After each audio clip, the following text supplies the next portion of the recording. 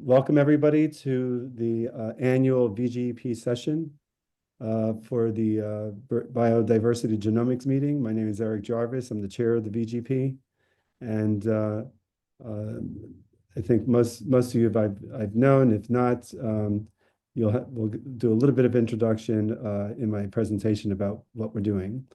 And so just to get right off the start. Let me go ahead and share my screen. All right. In my presentation. All right. All right. Can folks see my screen? Somebody, Amy? Okay, great. All right. So I'm going to give an introduction for about the next 10 minutes, and then we'll go into the first presentation if Julio's here. So this session, we're focused on the Vertebrate Genomes Project. And just to give, for those that don't know, a little bit of background, this has been an ambitious project that's been going on since about really 2009, when it started out as the Genome 10K Consortium, who had a mission to sequence 10,000 species in 10 years of vertebrates. I was voted in as role of chair in 2017. Where we revised our mission, stated here, to produce, at least one high-quality, error-free, and near-gapless chromosomal level and haplotype phase assembly for all 71,000 vertebrate species, and to do it in stages like we see here, all orders, all families, genera, and so forth, that will allow us to address some fundamental questions in biology, disease, and conservation. And this project has influenced many other projects that have become part of the EVP and broader biodiversity genomics effort. And so, but even though with all that influence, we haven't actually finished our first phase. And what is that first phase? What we had decided to do since 2017 was to work on generating one high-quality reference per vertebrate order, with order defined as species that have a common ancestor in these trees here, like for birds and mammals, that go back 50 million years or more. So not 50 million years or less, but 50 million years or more. Because what we saw, whether they're groups like here highlighted, my favorites, vocal learners or others, is that what taxonomists described as orders tend to break down into this 50 million year divergence time. That's an observation we noticed. We'll see if that holds up. And just to give you a progress sheet here, 2 years ago at our BG 2022 meeting, we had 127 completed phase 1 species that represent orders, 83 in progress, and you can see the remainder there that needed permits or samples were identified but not being processed yet. And so this was 47% of the orders as of October 2022. That was of 271 orders, more than 260 because we had some invertebrate outgroups. Last year, we reached a 65% threshold with 177 species done. As of today, we are at 213 species, or 79%, 1%, or really 1.5% away from our 80% threshold in which we move this project along to the next phase. I was hoping to have 80% by October 31st, but heck, 79% is pretty close. So congrats to all the people that have been shedding blood, sweat, and tears to make this happen. And so the breakdown as of today, you can see here for each of the vertebrate groups: birds, mammals, reptiles, amphibians, and so forth. The group that's furthest along is birds. There are really 4 more genomes to go to meet the 100% threshold here, but we're past 80% for the birds. For the other groups, we're between between roughly 70 and 80%. And so right now, there are 4 species more to go to reach that 80%. All 4 of those species are in a curation queue, so they're basically at the last step. In other words, we're guaranteed to reach 80% in the coming weeks. There are 5 more species of orders that will go into the curation queue within the coming days, and another 4 that will happen soon after that. So we're going to be over 80%, but at some point in the coming few weeks, we're going to have to kick it to the next thing of the alignments. Just to show you, I didn't have a chart like this for last year. I had it at the end of last year. I started making these charts. But just to show you where we're at, the tall blue bar here is the total number of genomes planned or sequenced. We went from having 519 to 614, so roughly 100 more genomes have been added to this planned phase 1 set of species. They're not all orders. Like I said, 271 of these represent orders. Of what's completed is we went from 425 actually completed genomes to 551, 186 orders to 213 today, which is the 79%. Genomes curated went from 343 to 493, so more than 130 or so genomes curated in the past year. These are the ones with accession numbers. That's also increased by more than 100. And annotation has been a little slower, but it's picked up thanks to the NCBI and ENA teams, and also the teams here at Rockefeller and Sanger and others producing a lot of transcriptome data for the annotations. So that's the progress. What that means is, for these assemblies to be included in this phase 1 study, they have to meet the VGP metrics of 1 million or greater N50 contig base pairs, scaffold N50 10 million base pairs, QV base accuracy greater than 40, some form of haplotype phasing, whether partial or complete, and manual curation of structural errors and naming of chromosomes. So all those genomes that I just showed in the previous slide of those numbers meet these 4 metrics, or will meet them. I just want to give a big shout out. This is not just VGP alone, but there are phylogenetic-based projects, national-based projects, and also, I would say, private foundation donors and those interested in conservation have been contributing funding in genomes to the VGP project.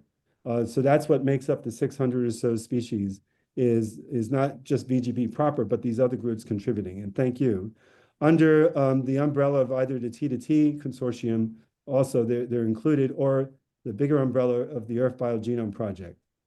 And so the plan for alignments, as many of you know, is we are taking the single highest quality haplotype to put it of each species. That's the primary, maternal, paternal, or HAP1 or HAP2 haplotypes, no alternates, as we define them in assembly vocabulary. So it's these 5 types of haplotypes, the highest quality per species, and do a reference-free alignment using cactus and other approaches. After that initial alignment, which will be about 550 species, starting sometime next month, this month in November, that is coming, we will then also, after that initial alignment is done, bring in other high quality haplotypes from the same individual or different individuals of the same species in a reference guided alignment. Whoops. And again, no alts. And this should result in a reference-free alignment of about 550 vertebrate species with about 750 haplotypes altogether. And so that would be the largest and highest quality of vertebrate species alignment in existence. And examples of studies that cross the vertebrate family tree that we plan to do is 6 of them are listed here. There are plenty of studies that are being done, and we're going to hear about them in the presenters coming up in a minute. But I just wanted to list here the studies that are impossible to do unless you have all the vertebrates represented. And not all the species, but all the orders in this case, like a genome scale family tree of vertebrates, or comparative genomics of interesting traits across the family tree. And I have the names of people here who will be spearheading those efforts. Genome assembly, evolution, quality, and the phase 1 resource that we generate of these 600 species collectively. What are those? How do those genomes compare with each other? The big genomes, the small genomes, the repetitives, and so forth. Deciphering chromosomal genome evolution in terms of how these chromosomes have evolved over the last 300 million years or so, or at least 65 million years since the last mass extinction. Genomics of vocal learners. There are a number of vocal learners in birds and mammals, but you never know what surprises you have out there with others. And genetics of sex determination and sex chromosome evolution. So I encourage, for those that want to get involved in these studies or other ones, you can reach out to me or the names of these people listed here. If you don't have their contact information, you can contact me. Or if there are some studies that are not being worked on yet that you're interested in getting involved in, you can contact me. All right, so for the remainder of this session, we broke it down into presentations that talk about some of these planned papers, like from Andreas and Giulio, and also on methods. On the methods we thought that was important for the community to know that we still improved upon in this past year, like dual curation, or that Kirsty will talk about, or Amy will talk about, the challenges that we've learned in various labs on processing samples and so forth. And so I'm going to stop sharing here. Whoops. Can you, oh, here we go. Great, I'm still here.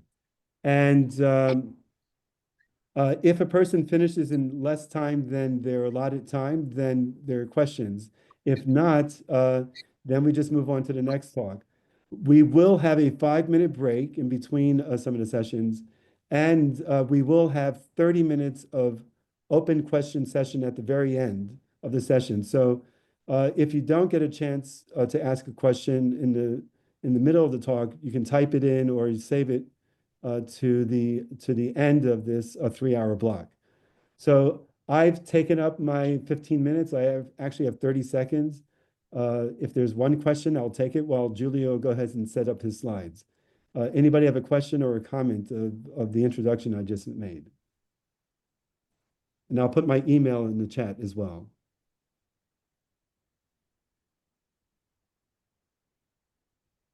Okay, Giulio, go ahead and take it away. So Giulio Fermenti is a research assistant professor here at the Rockefeller University and leads the bioinformatics group here and is also chair of the Assembly, BGP, EBP Assembly Working Group. Go ahead, Giulio. Hi, thank you, Eric. Thank you very much. It's great to see so many people on the call.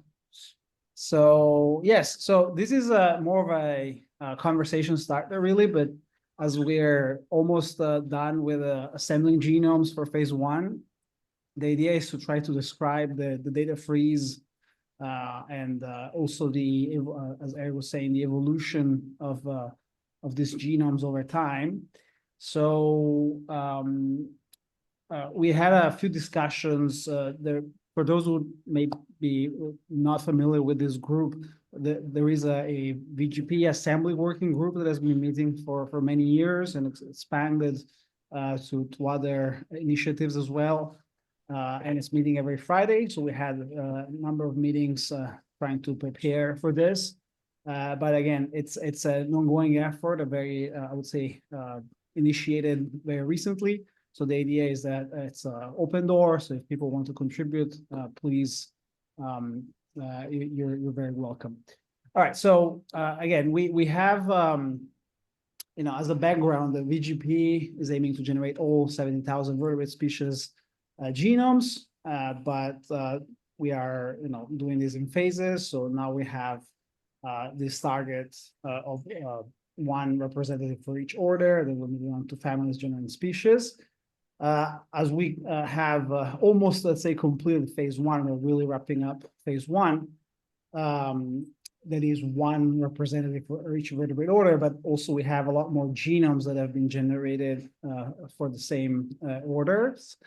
The idea is now that we can release this resource. It's already public, as you many of you will be familiar with the GenomeArk, but release it in a organized fashion. And these genomes have been assembled between 2018 and 2024. And as I'm sure everybody is aware, genome sequencing, particularly long-read sequencing and assembly methods have developed very significantly over this time span. So we have to account for that as well. So as again, provisional aims for this paper, the idea is to provide a description and an analysis of VGP phase 1 data freeze. So what have been the lessons learned from new assemblies that we couldn't really learn before? What about the assembly methods? So we could describe a little bit this evolution over time.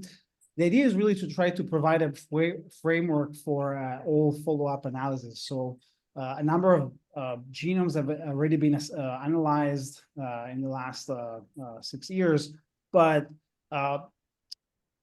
the idea is that for this phase 1 studies, there will be a lot more analysis performed on specific clades or specific loci or genome-wide. A few of them have been mentioned by Eric, but there will be many more that we expect to happen. So we can provide guidance to users of VGP phase 1 genomes who are maybe contributing to this set of studies or just going to use the genomes, and imagine also to try to set the stage a little bit for phase 2. So in numbers, these numbers are changing. This is a snapshot, but it's already, I think, pretty amazing. So if you go under NCBI, the project number for the VGP is the one here on top, and you can find over 1,000 accessions. Now, this doesn't mean that they're all different species. There could be multiple versions of the same genomes or multiple haplotypes. But again, there is more than 1,000 accession genomes at this point, more than 1,300 bioprojects. The biosamples associated with this, and again, this is related to the fact that there could be multiple assemblies for the same sample, for the same individual and species. There's over 140 biosamples. SRAs, this is something that I think we have to work on as, again, we wrap up the data freeze. So as you can see, there is about 400 SRAs. This doesn't quite match the total number of data sets that have been generated in terms of raw data. That's because not all of the data has been, it's all basically in GenomeArk, but it's not necessarily always updated in CBI. So that's something we will work on. One in our group, other people at Sanger have been constantly doing that, but there is a ton of data to be uploaded. Then we have more than 250 ordinal species, out of which about 230 have been already annotated with RefSeq, and the goal is to try to get all of them annotated pretty quickly. So these are really ideas for this manuscript, I said here figure 1, but it's probably not going to be figure 1. But the idea is that we want to describe the data freeze. So again, we have generated a wealth of high quality raw data for these projects, including long reads, starting from this old CLR data, HiFi, Illumina, Hi-C, BioNano, IsoSeq, RNA-seq, and probably I'm forgetting something here. We have a little bit of ONT as well. And so, in terms of trying to provide guidance for people, for users, we should try to summarize this data and its quality. We can imagine to do a number of things. I have listed some here, but again, this is just I'm not going to read through the entire list, but these are ideas of how we can summarize this wealth of data. And of course, then we have the let's say most important product here. The assembly is generated from the raw data. So again, we have to find creative ways or even standard ways to summarize this wealth of genomes. So in terms of summary statistics, potentially we could do this, by considering only our data set, or we could compare against other large data sets. We can imagine to run some kind of alignment-free similarity analysis. Of course, we can compute the classical weighted medians like N50s and so forth, coverage, reliable blocks. Again, this is a non-comprehensive list of potential analysis we can perform. And if I just started to dig myself into the data, so forgive me, this is not particularly elaborated yet, but it's a start. Again, it's a very large data set. I have put the scripts that I'm using here. I think we'll have a common repository. So for those contributing to this study, basically we can contribute together here. Of course, this is just to show that the genomes divided by different clades, they have different properties in terms of scaffold lengths, contig lengths, and so forth. This is a PCA looking at the different classes, fish, birds, reptiles, mammals, for using some of the features that we can extract by running tools like GFA-stats. I think this is a valuable plot that we'll probably should include in the publication, the NX plot for scaffolds and for contigs. This is, I think it's really striking and revealing that we have a lot of genomes we have all the genomes in the release that exceed the EBP and even VGP metrics in terms of continuity. So here is the 1 megabase per threshold. And here is the 10 megabase per threshold for scaffolds. And you can see that they are all above. If you're wondering what these are the alternate haplotypes that are shorter. A number of ideas have been already proposed by others. This is a figure that Diego De Panis put together for another paper for the Ergo manuscript. We could imagine to do something similar here. This is a tool that some people may be familiar with, MASH. This, again, is a tool that allows you to compute similarity, reference-free similarity metrics. So we could imagine to run something like this, again, on the whole data set. This figure just highlights the original, it's a highlight from the original paper. So, but it's the kind of graph-based approach that MASH can generate.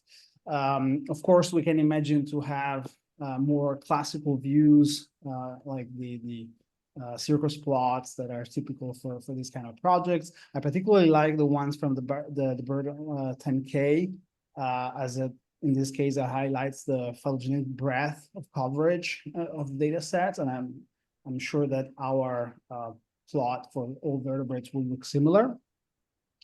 I borrowed this from Tom Brown, who has also been starting to look at this assembly. Of course, we can imagine how to run the classical QC like Busco in this case, but on all the genomes and compare. And this is just, again, a very short summary and a snapshot of what we can do, but there is basically no limit here in terms of what we can imagine to include. So we can, in fact, imagine to also analyze the annotations of these genomes, try to correlate different properties. A question that is still unresolved is whether we want to also include something about the alignments, the cactus alignments in terms of statistics and other analysis that we can generate from the alignments, and maybe a prime on comparative genomics. Though there is as you've seen from Eric's presentation, there is a very large at this point dedicated effort in that direction. So we have to make sure we do not overlap. So I don't know how I'm doing with time, but I think that was my last slide, Eric. All right, so that's good. You're doing good with time. So we have time for some questions that we can ask about this, and if anybody had questions also in the prior talk. I'll just add to what Giulio's presentation to say that this genome resource paper for phase 1, our intent there is to include, yes, folks who do the the analysis like Julio was showing you on these genomes, but also folks who did all the effort and work from collecting samples to contributing, to the assembly, curation, and so forth of these genomes that will go into this resource, especially the genomes that do not yet have an associated publication. So we expect at least one paper to be like that, and we expect this paper, and if not potentially comparative genomics or another one, to be associated with a flagship studies that hopefully, well, the highly visible journals have expressed lots of interest in. Right. So to make sure that everybody gets credit. Go ahead. So was that Luis or Andreas? I have a question or a comment. It was just a glitch. Hmm. There is a question in the chat. Okay, are you going to integrate graph-based approaches to report SNPs, indels, and structural variation across the genomes and pangenome? Nicola. Well, I mean, I think this is an interesting idea. That there is a longer list of potential analysis that included some of, for instance, comparisons between the pairs of genomes, if we think about the haplotypes, but we could extend this to potentially. So a pangenome approach, I think we have to demonstrate that is feasible with this large number of genomes. Eric Garrison was very interested in doing that. I think he will try to do something in this space. But again, it's work in progress. And if Nicola, if you want to contribute, that you're very welcome to join us.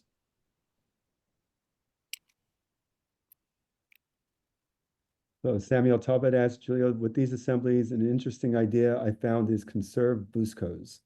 Can these be applied as a sort of set of markers to assess chromosome evolution across the family and orders? Well, I don't want to expand too much on this, but it's actually an interesting point in the sense that what we have seen with Busco, with so many vertebrates, is that the Busco gene sets, they can be refined potentially. So maybe one, I don't know, maybe it's a separate study, but one thing that would be very interesting, I think, is to look at these genomes in detail in terms of Busco representation, trying to refine. We often find missing genes that in theory shouldn't be missing because it's a Busco. It's a ultra conserved gene set. We find duplicated genes that again should not necessarily be duplicated because Busco also should be unique genes. So maybe we could explore this further. Yeah, I don't know if you remember, Julio, other people remember in the 2021 VGP announcement papers that we had at that time, the Ray et al. Paper, Chul Lee from our group looked at Busco genes across the 16 to 18 or so vertebrates we reported in that study, and was able to infer chromosome orthology a lot easier using Busco genes than using pure alignments or orthology of all genes. So I think in this case, in Samuel's comment here, maybe not in this particular paper, but in the chromosome evolution paper, where both you and Harris and others are involved in, that might be a good place to try that approach again to see if Busco genes can help infer chromosome orthology across species. Yeah, I remember the figure from Chul. I hate to say this, but I'm jumping ahead. What I would love to do, and I know Kirsten wouldn't like us to do this, but based upon chromosome orthology across species, rename all the chromosomes that make them more similar to each other. I know no one wants to do that after all that curation over all these years. Okay, Mark? Just to comment that the use of Busco genes to infer ancestral linkage groups is pretty simple now with tools like SynGraph. So that would be easy to do. And painting chromosomes with Busco derive gene sets from ancestral linkage groups is also pretty easy to do. We did it recently with the cetaceans that are in the cetacean Oh, genome. that's great. Yes, yes. Yeah, so it's actually very easy to do. The issue is, just to comment, the issue is, and why it's different from the other methods, it is an extreme subset of the genome, Mhm. and there is the method is actually completely agnostic as to what happens between BUSCO genes. And so you can have many, many megabases between BUSCO genes, and no statement is made about those because the BUSCOs are so sparse on the genome. So painting chromosomes by BUSCO genes, absolutely. Thank you, Mark. I have put notes down to run this sim graph as well. Yeah, I forgot about that. Just to say we're happy to do that. Even better. All right, well, while you're waiting for any other question, I'll just also note that, yeah, sometimes I get this question or people use the alt assemblies, particularly from you know, either the CLR-based assemblies when we had those algorithms at the time, or assemblies that don't have paternal maternal haplotypes and not high C data to phase them. Those alt assemblies, just just as a reminder to people, are not scaffolded. They're in the past when they were CLR assemblies, they weren't polished in terms of base call accuracy and so forth. So they don't meet the metrics. They're useful for certain studies, but they don't meet the metrics, and they can lower the quality of alignments. So so if you're thinking about they would be included, if you wanted to study those assemblies in your studies, you would have to go do those alignments separately and dig into them separately, which is possible. But fortunately, most of the assemblies going forward this year, in the past few years, of those 600 or so assemblies, 200 of them are the 550 assemblies, 200 of them are more or less complete phased haplotypes using high C or parental data. And just a quick comment here that Richard Durbin and others have proposed that we should compare the haplotypes between, within the same species to look, to basically double our N size in those cases. Right. And look for a very heterozygosity across the species. So, all right. Well, thank you, Giulio. I appreciate that for starting us out. And next up is Andrea Svenning from Carnegie Mellon Institute, who will talk about a planned comparative genomics study. And just for those calling in after the introduction, we are having 20-minute presentations. If there's enough time left, we'll have some questions like now. And there will be a open discussion in the last 30 minutes of this 3-hour block. Go ahead, Andreas. All right, I'm in the process of sharing. Okay, can everybody see my screen? Yep. Okay, great. So yeah, I'm just going to basically give a quick overview of comparative genomics in the VGP. And just from the outset, I want to say that this is very early days. I think a lot of the major work that we're going to do is kind of post that big multiple sequence alignment that Eric was referring to before. Also wanted to mention Happy Halloween. I'm excited to go out trick-or-treating with my kids tonight. And I will be mentioning bats once or twice too. All right, so basically, we're obviously still in some of the planning stages of the Vertebrate Genome Project, especially as it relates to comparative genomics.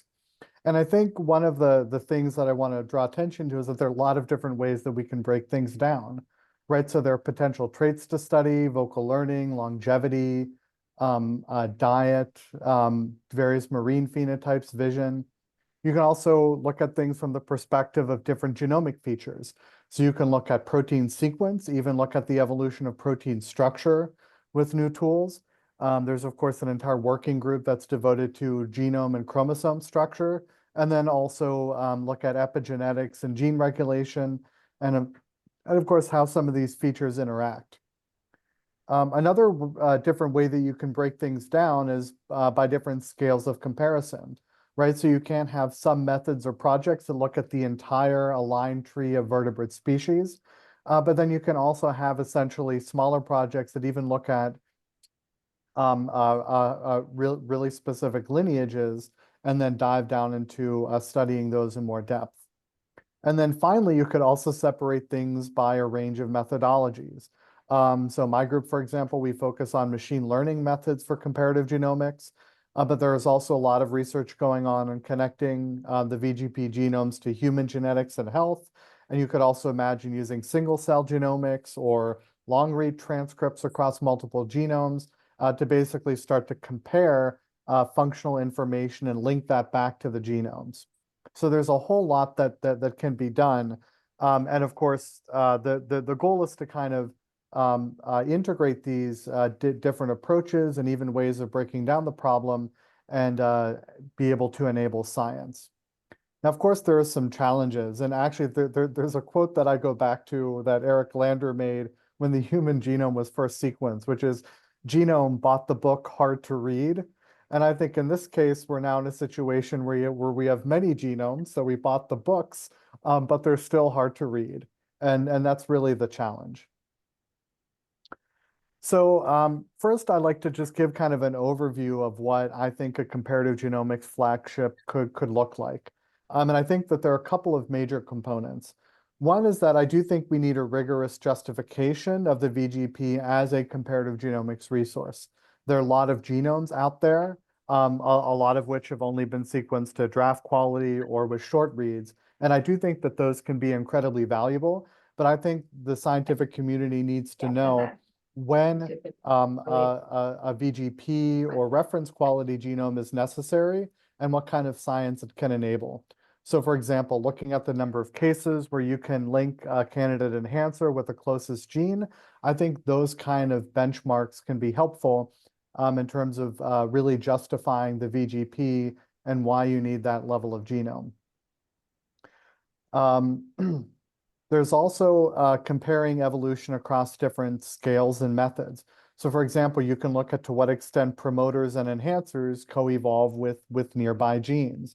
You can identify genomic regions specific to these major lineages and how that might relate to those traits. So birds, mammals, amphibians, various fish lineages.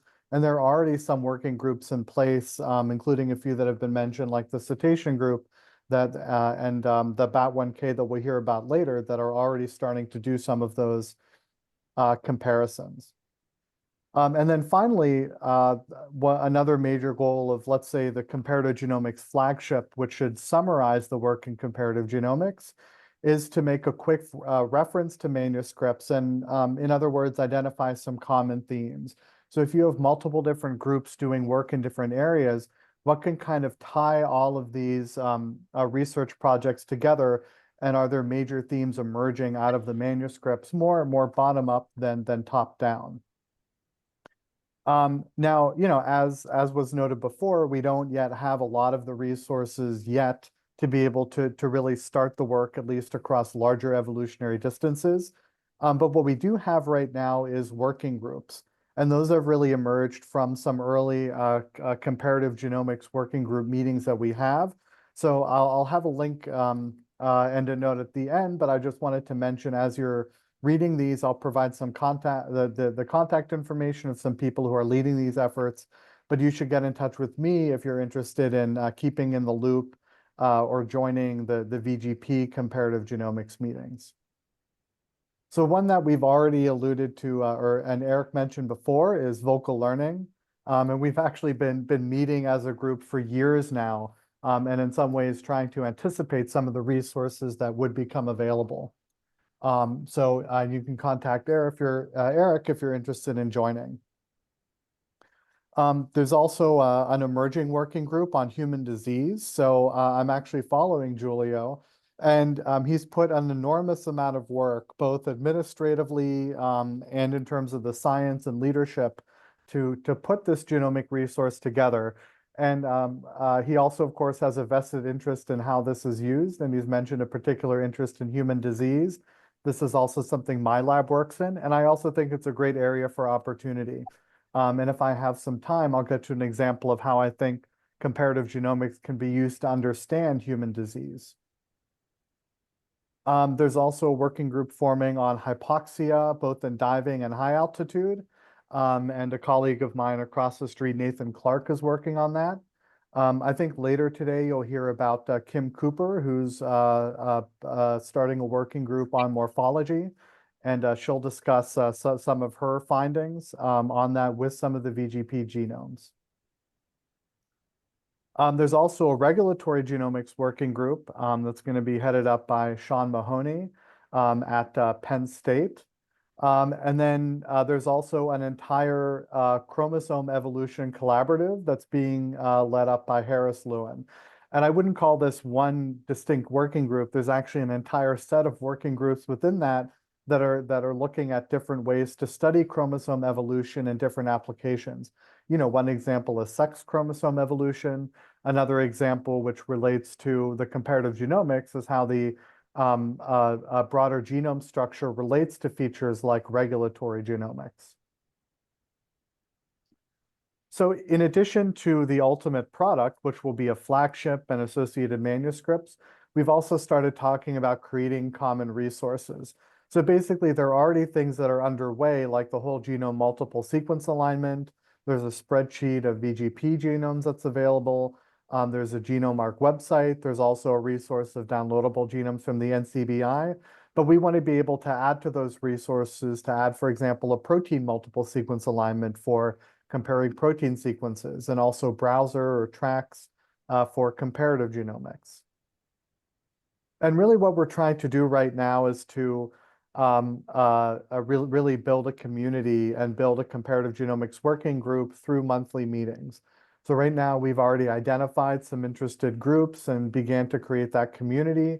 We're also identifying areas for collaboration, people that are connecting across traits, methodologies, and biological scales. What I think is particularly exciting is cases where people that are focused on developing new methods are connecting with people that want to study specific traits that might require some of those new methods. And I think what's in the future, we'll begin to analyze some of the whole genome multiple sequence alignments and various data sets, and then of course, in the end, publish the research.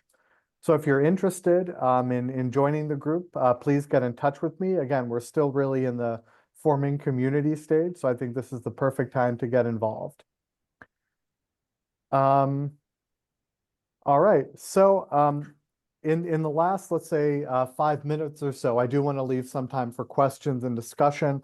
I want to give one example of some of my group's research on vocal learning that I think can highlight what some of these genomic resources make possible. So vocal learning is an example of convergent evolution, meaning that in multiple different lineages, the behavior of vocal learning evolved. So that's multiple different avian lineages like songbirds, parrots, and hummingbirds, but also multiple different mammalian lineages like humans, as I'm talking now. Now, work from Eric Jarvis has showed that there's actually convergent evolution in the neural circuits as well. In particular, for example, projections from the pallium down to the spinal cord that you can find in vocal learning species in the vocal areas, but not in, at least not as strongly in vocal non-learners. Associated with that are specializations in gene expression, where across some of these brain regions that participate in vocal learning, you have these specialized changes in gene regulation.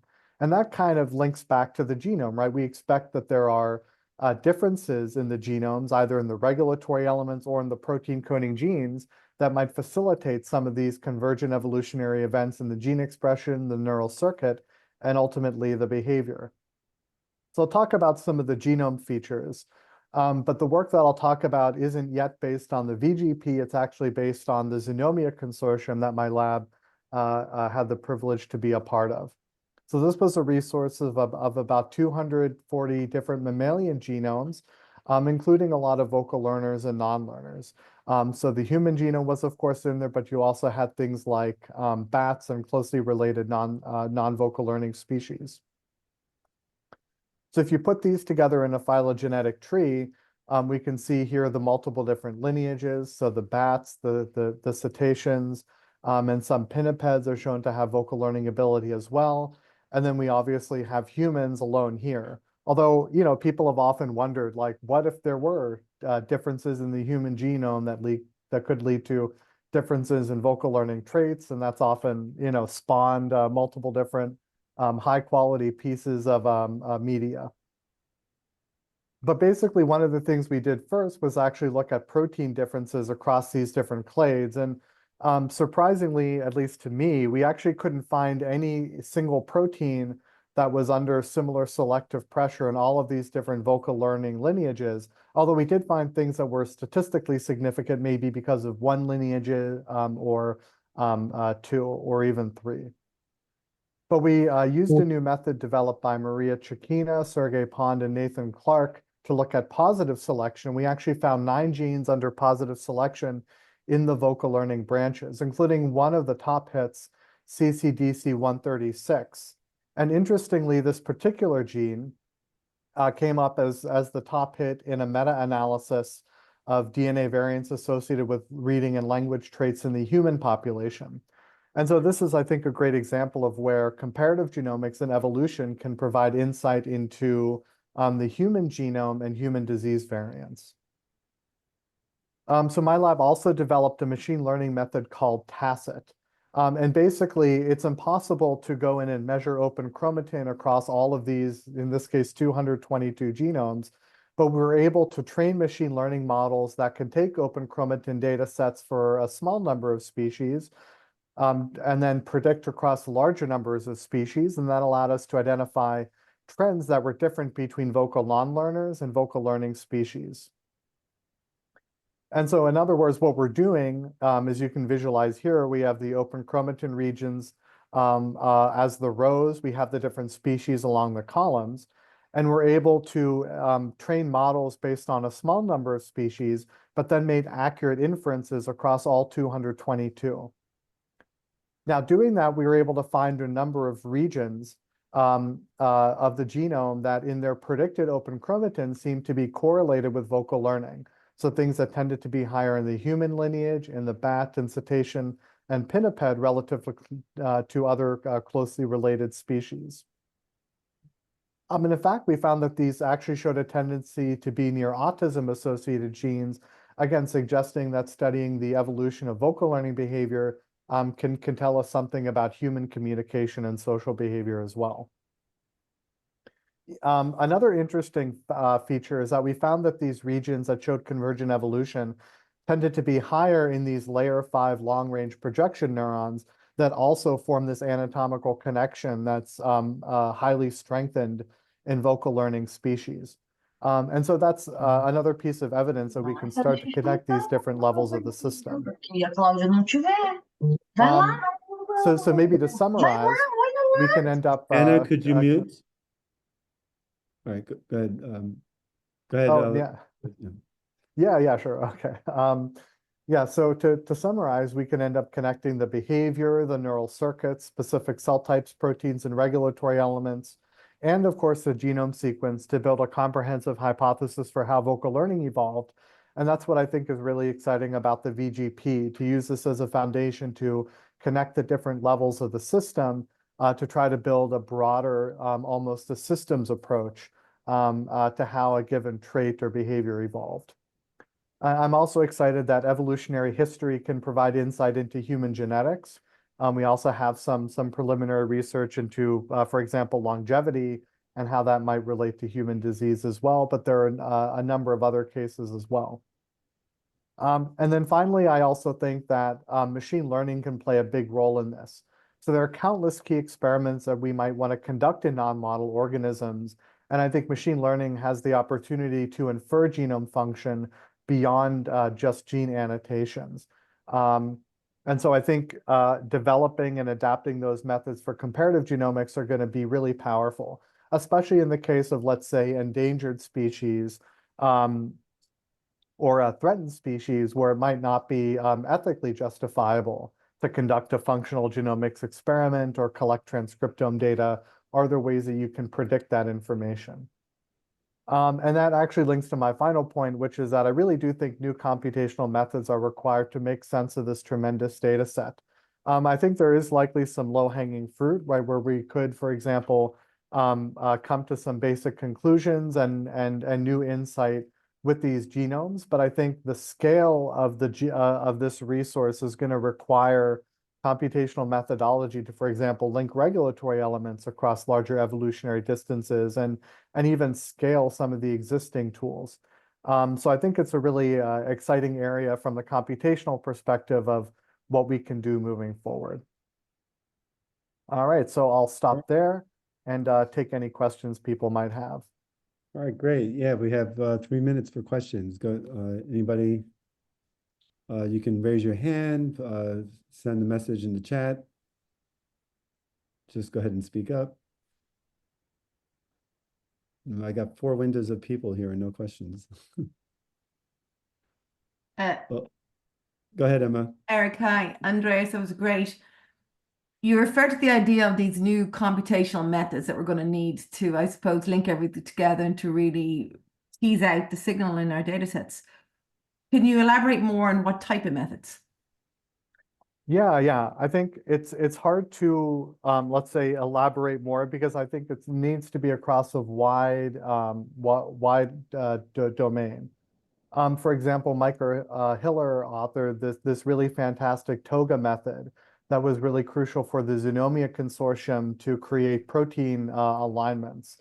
But I think even he's acknowledged that across larger evolutionary distances, like looking at fish proteins and mammalian proteins, that he's not sure whether those methods will scale or whether you need additional inference to be able to connect across the larger evolutionary distances. So I think that's one example. Maybe another example on the regulatory element side is that, I think we've been able to do a good job of tracing regulatory evolution through open chromatin in mammals. But when we've tried to link orthologous regions in birds, between birds and mammals, it's actually been much more difficult. And we started to look at some alignment-free methods to do this. But again, a lot more development is necessary to connect across these larger evolutionary timescales for proteins, but especially for some of the regulatory features. Does that make sense? Yeah, Andreas, I think it'd be good to note and maybe to play around with in the comparative genomics group that, in the past year, the hi-fi data comes with the methylation profiles. And even in the past, you can get it from the BAM files. So there are methylation profile. These are mostly blood and muscle or some other tissue samples, not brain not single cells, but there's still profiles that could be, species specific that will help with epigenetic studies. Yeah, absolutely. I think any type of solid data that we can use as a foundation would really help link some of the biology of these genomes together. All right. Well, thanks, Andreas. We're at the your time, 10:55 Eastern time here. So really, thanks for a great presentation. Next is Kirsty McCaffrey. She's here at Rockefeller University, and I selected her abstract on dual curation. You can start sharing your screen, Kirsty. This is a curation approach that the Rockefeller and Sango curation teams worked on together to try to make happen. And I thought it was important for the group to know about this because I really think it makes a difference in quality, but also getting more genomes done in the future effort. So I think this is an approach that everybody should start using. Go ahead, Kirsty. Can everyone hear me? And can you see my mouse move when I move it around? Yep. Awesome, thank you. So thank you, Eric, for selecting my talk today. My presentation is going to be on the method of dual curation and how the strategy can improve the assembly quality of the vertebrate genomes that we are producing. Sorry. So I thought I'd start off with an overview of the pipeline that we have for the production Sorry, of Kirsty, the just to genome. interrupt, but maybe Graham, Otley, if you can mute yourself, because there is a background. Graham Otley. Eric, do you know Yeah. the host?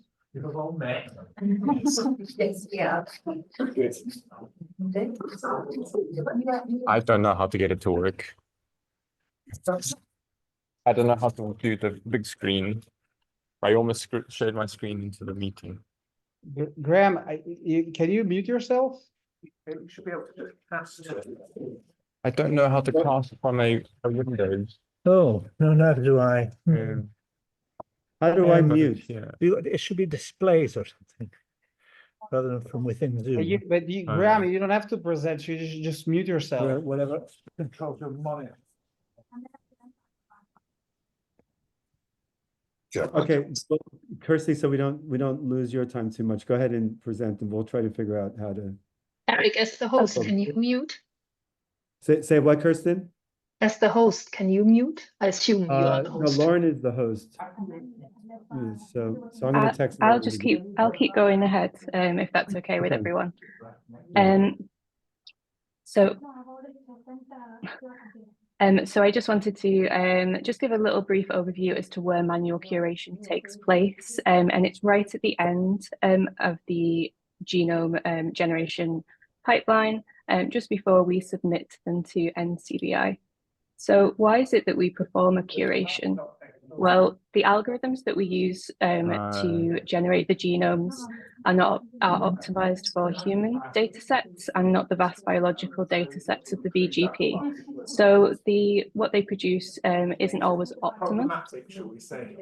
As we start to deal with larger genomes or genomes that have particularly high proportion of repetitive regions, this can result in assembly errors. So the assemblies that we're producing wouldn't be as high quality as what we want to achieve.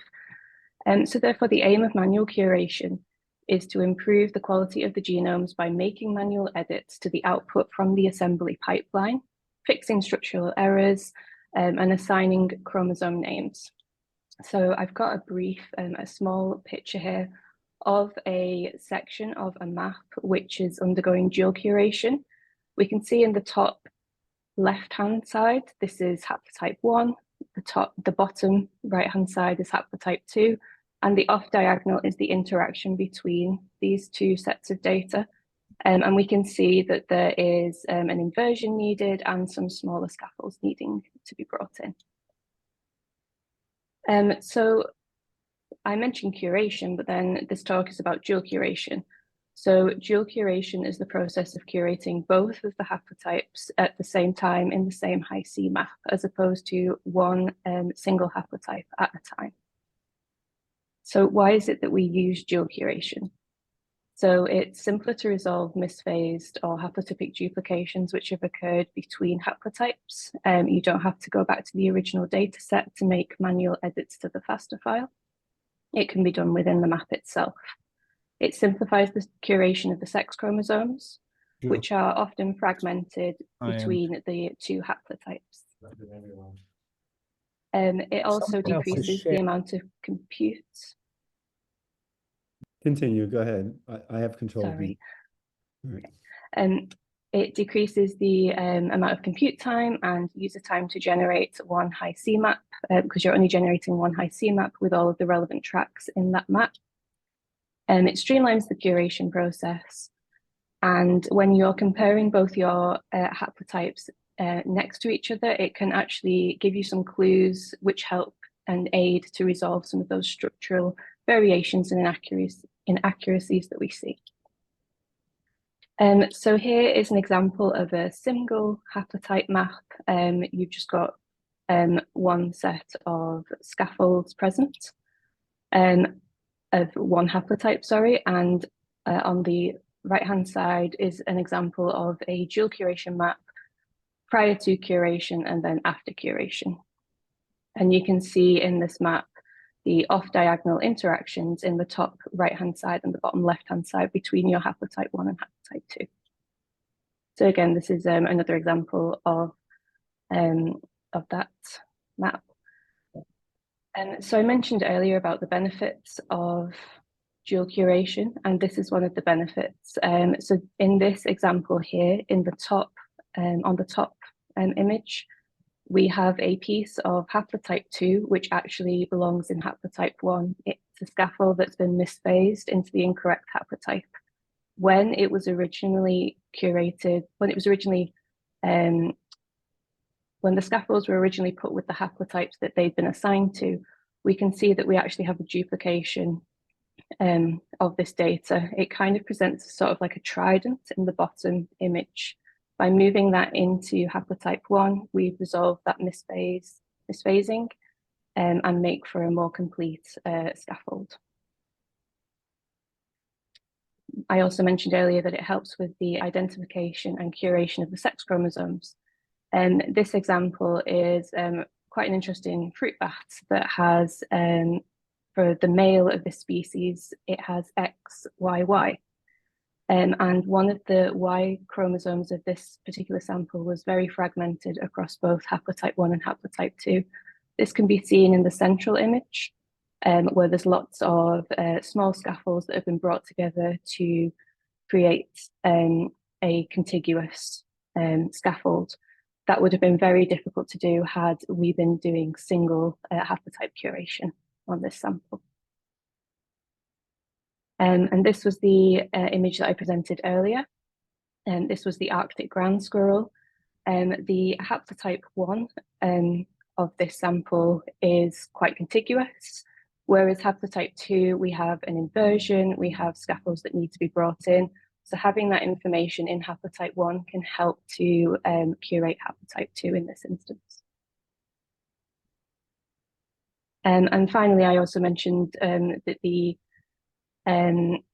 by having a single map and doing dual curation, we are reducing the amount of compute time.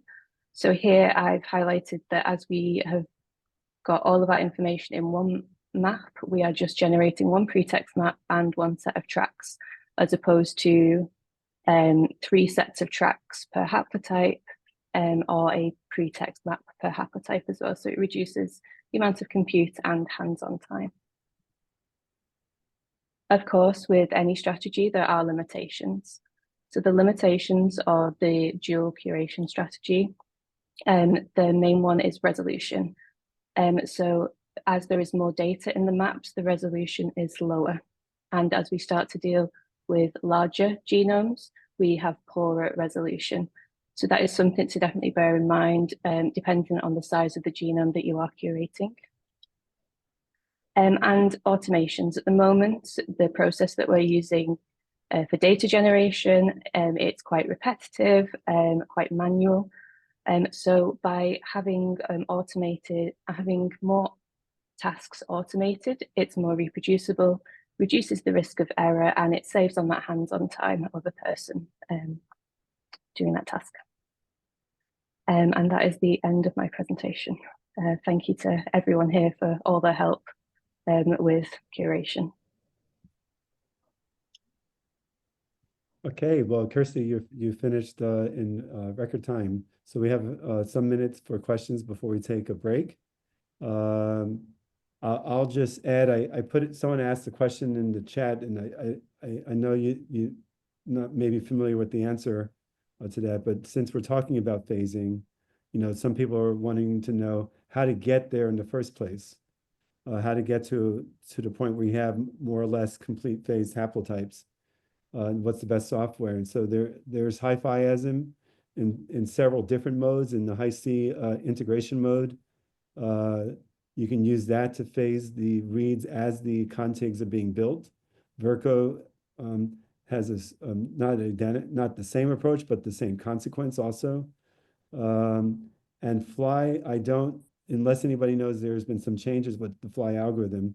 When we were testing it before and some, you know, a few years ago on different vertebrate species and also in the Human Pangenome Project, we were finding that Fly didn't really phase well.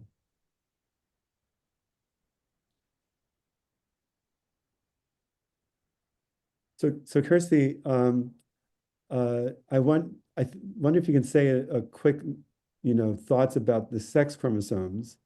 Like I know you learned from Nanalina before when she was here at Rockefeller, and also from the Sanger team. One of the reasons we moved to dual curation was also because it was easier to figure out who are the sex chromosomes and how to separate them out.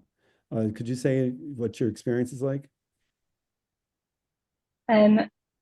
So for mammals that are females, so two X chromosomes. Yeah, two X or XY. Yeah, yep. Yeah, it's the same as curating all the autosomes. It's no different really, because you're getting one from haplotype 1 and haplotype 2. It's the Y chromosome where I've noticed, I've never done single curation, single haplotype curation, but I know that when I've done dual curation and when I'm curating the Y chromosomes, quite often they are split across haplotype 1 and haplotype 2. So I feel that that would make it quite difficult to identify Y chromosomes in those situations. Right. So pieces of the Y chromosome would be in both haplotypes, and you could recognize that better when you do dual curation than when you do one at a time. Yes. So you move it from one haplotype to another, and when we go ahead. Sorry. Well, let I was me going to say I'll just finish up the statement. And I think the sex chromosomes tend to not assemble as well as the autosomes, not only because they're repetitive regions, but because of half the coverage when you have a heterogametic sex. Go ahead, yes. Kirsten. Yeah. Yeah, we at the end of curation, when we're happy that we have brought in as many scaffolds as we can, we paint the scaffolds and we assign the sex chromosomes into haplotype 1, so that when they are entered into NCBI, the primary assembly will contain both X and Y in the case of a male mammal sample. Okay, great. So you got a question from Tom Brown here. Can you speak to curation of polyploidy? Do you treat all assemblies and data the same? I'm afraid I can't speak to polyploidy. I haven't dealt with that yet, come across that yet. I know in the past we've said haplotype 1, 2, and 3, and the 3 doesn't usually come out as well with the assembly tools. Anybody from the Sanger team want to answer that if they've dealt with some polyploidy, or anybody else? Yes. Go ahead. You go ahead, Kirsten. Okay, so we do all haplotype curation routinely. So that applies to a select diploid species, and that also applies to all polyploid species. For some, it works well. For others, it doesn't. For polyploid species, it can happen that high-phi-ASM is not the assembler of choice, but you have to revert to high-CAN in order to establish all the haplotypes properly. Okay. Mark, did you want to add anything to that? No, I'm actually speaking from a room full of assemblers. And okay, all right. One of them volunteer, but Kirsten got there first. Okay. All right. Richard asks, are the errors usually scaffolding errors these days, or are you finding misassemblies within contigs? Meaning, no gaps, a sequence with a error that has no gaps with high-phi-ASM. Usually there is a gap. It would be very rare that there would not be a gap at a position where it looks like you have a scaffold to bring in. There is usually always a gap. Yeah. And that's been the general experience for the last few years now. Sonia asks, great talk, Kirsty. Maybe a question for everyone. How do we scale to speed up curation? It seems to be a major bottleneck currently.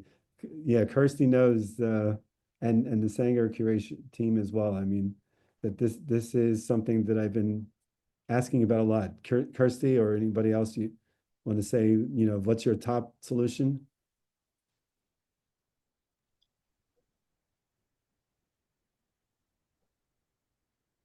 If we can, if there's repetitive and manual tasks such as the data generation, then having those automated certainly takes pressure off.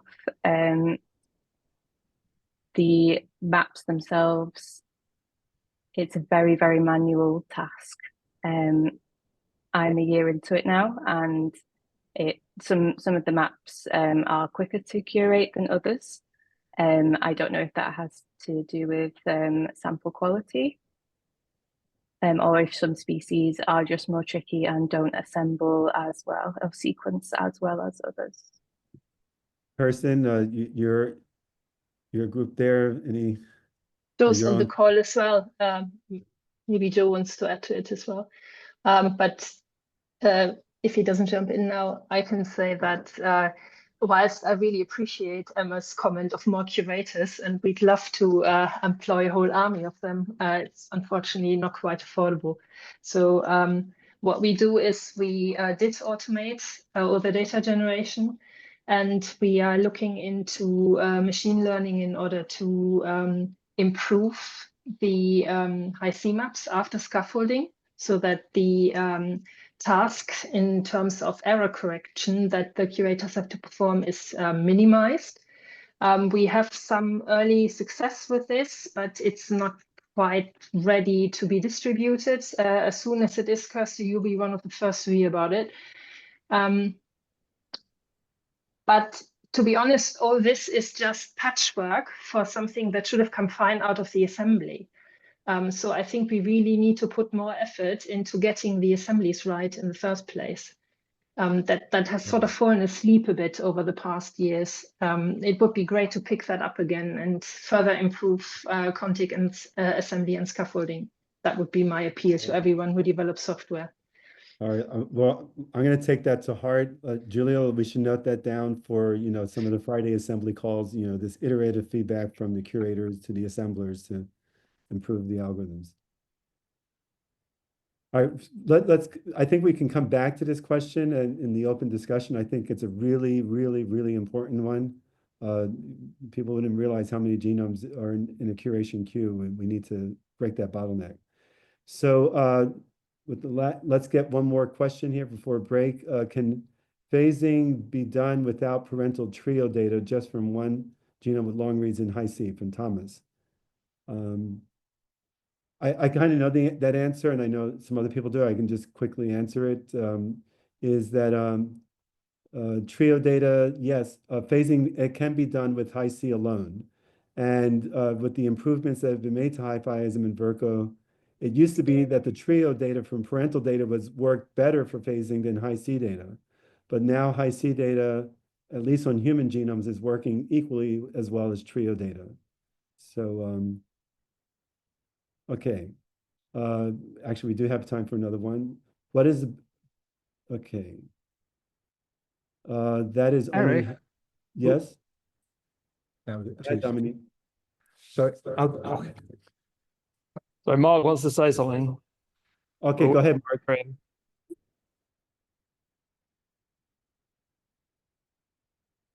Can people hear me? Yes. Yeah, I'm sorry. It's us here. We're a cutting edge genomics facility that can't operate the AV system. Well, at least that's me. Just say about the phasing. I just want to I've said this so many times. We can phase chromosomes, but we can't phase genomes. So we can often get to a phased chromosome, Yeah. there are two haplotypes, and be pretty sure that all the allelic separation is correct. That's But right. we can never phase a whole genome because we don't know which of the two haplotypes of two separate linkage groups came from mum or dad. Right. Right. Exactly. So so for trio-based assemblies, you're getting all the chromosomes phased to the same haplotype. Whereas with Hi-C, only the chromosomes are correctly haplotype phased, but chromosome 1 can come from one haplotype, chromosome 2 from the other. Adam Philippe's group mentioned, and there's some studies out there, there are some genes that are imprinted, and you get a signal in the sequence reads, and use that imprinting information to try to phase. So we'll see if that works across chromosomes. So I promised a 5-minute break. There are more questions in the chat, Kirsty. After you take your break, you can answer them. People, if you sign out and sign back in, you won't see the questions and so or anything that happened there. So we'll come back in 5 minutes, and we'll start our next set of talks. Thank you for the first session, and thank you, Kirsty. All right, see you in 5 minutes.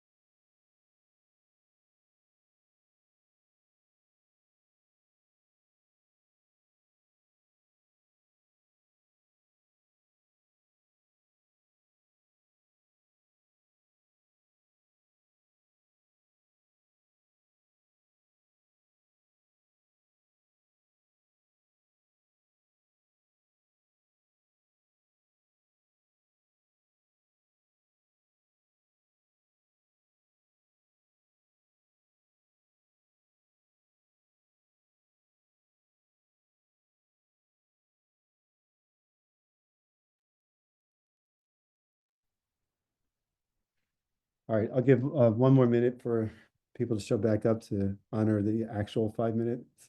Shall I Right. try and share screen then? Yeah, let's go ahead and do that.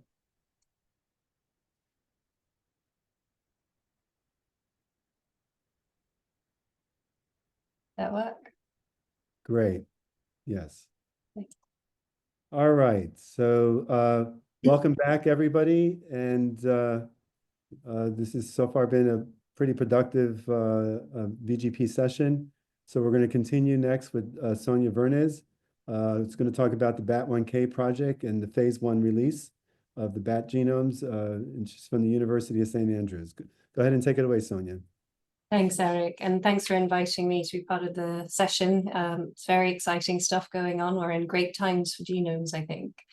So I'm Yeah. going to talk about the BAT1K Genome Project. A little bit for people who aren't familiar with the BAT1K project, we have the goal to sequence all living bats and to catalogue their unique genetic endowment and the diversity that's present in this very unusual group of mammals, so that we can understand the molecular basis of their unique adaptations, link genotype with phenotype, uncover their evolutionary history, and better understand, promote, and conserve bats. Who we are is currently a consortium of about 500 members spread across now 67 countries. And we're a broad group of people that includes geneticists, genomicists, and computer scientists, but also bat biologists, people who go out into the field and study the phenotypes of these bats, their ecology, and even their conservation. And we're partners with many of the major projects, including the Darwin Tree of Life, Vertebrate Genome Project, Earth Biogenome Project, European Reference Genome Atlas, as well as the Global Bat Network, GBATnet, the Bat Biology Foundation for Other Sciences, and the Center for Systems Biology in Dresden. So you might be wondering, okay, so why, with all these amazing vertebrates and all the amazing vertebrate genomes around, why is it that we focus so specifically on bats? And we think that actually you get an awful lot of opportunity to study really amazing things when you study the bat family. And just to give a little taster of what makes bats so special, we can see that, for example, bats are the only flying mammals, the only mammals capable of true self-powered flight. And this in and of itself is very interesting, but it also has potential influences on many other traits like metabolism, disease resistance, and aging. Speaking of aging, bats are extraordinarily long-lived, and understanding why they are so long-lived compared to other animals of a similar size could give us keys to living longer and avoiding age-related disease and decline. Speaking of disease, we also know that bats are incredibly good at resisting disease. So understanding why bat defenses to diseases are so strong could help us protect ourselves, especially in the post-pandemic world.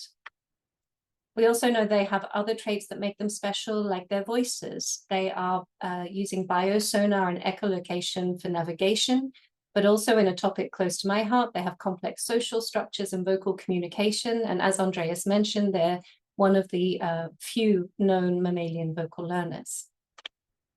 Their other senses are particularly interesting as well. For example, they have enhanced hearing that goes on.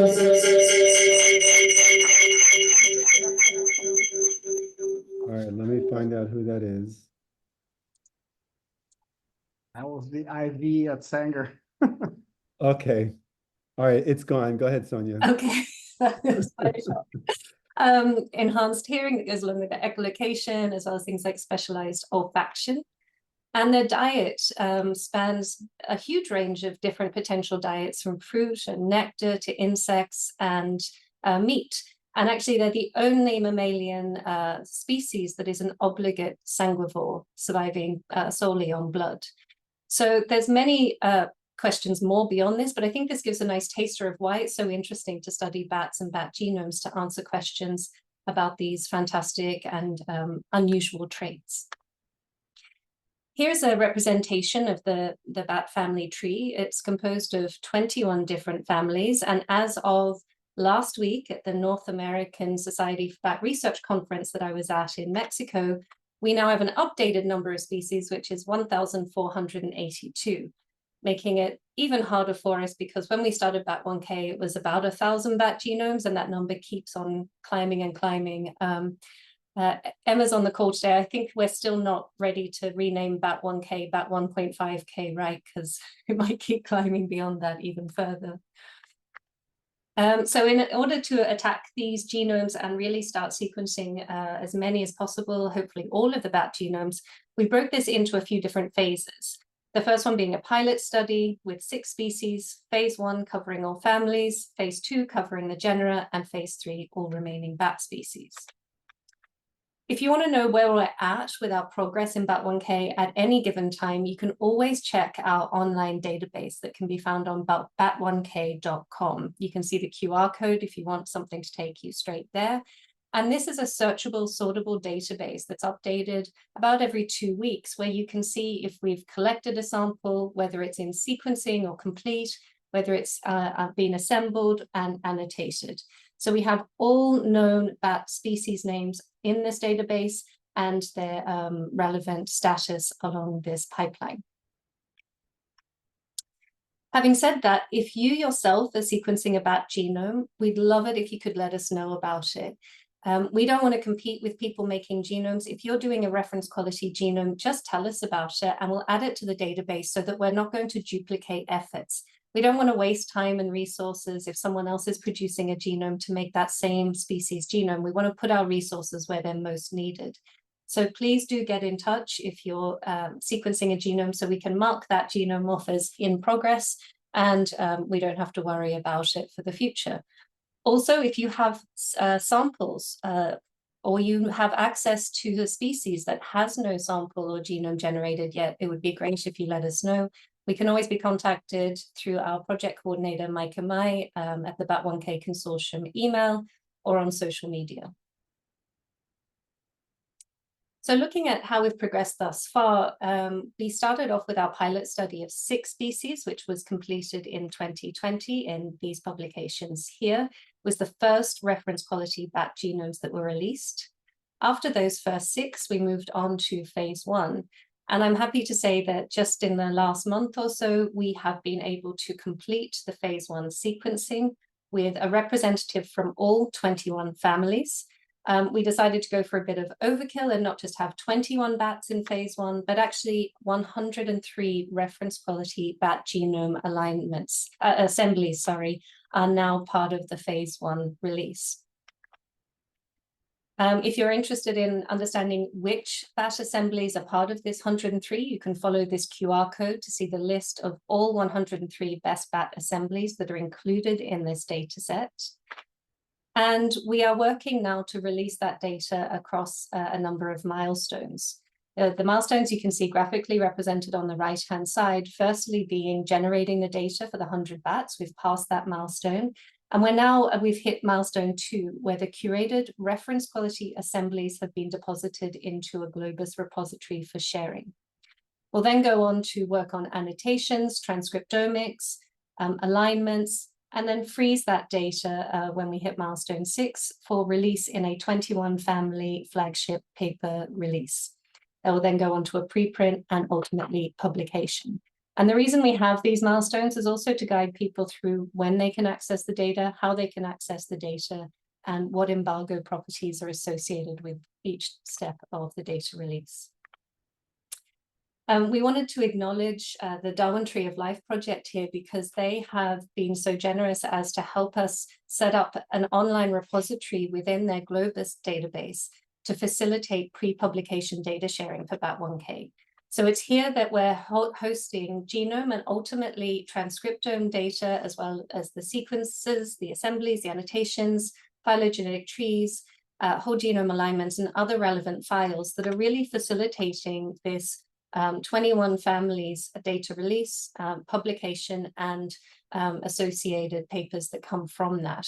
And this is really so that we can share the data pre-publication without people feeling like they're in fear of being scooped. You know, a lot of people have spent a long time going out into the field, collecting really hard to get samples, working on assembling, annotating, working with these genomes, and they wanted that security that there was going to be a clear embargo that people would agree to, and they wouldn't be subject to sort of data scraping through sort of big projects on the internet.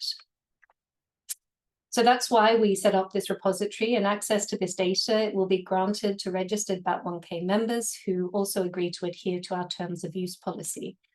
And we have set this up so that we can encourage people to abide by a scientific and research code of conduct that ensures best practice, not only with the data, but also with each other. So we're trying to build trust across the community and give people the confidence that they can work in a safe and accepting environment for sharing their data, sharing ideas, and participating in activities.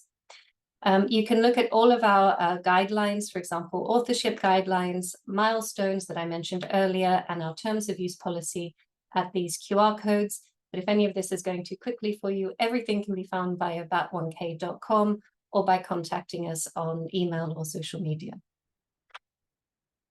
So just to quickly mention our flagship paper, the 21 bat family flagship paper, will be a data release paper where we will also be looking at phylogeny and genome alignments, etc.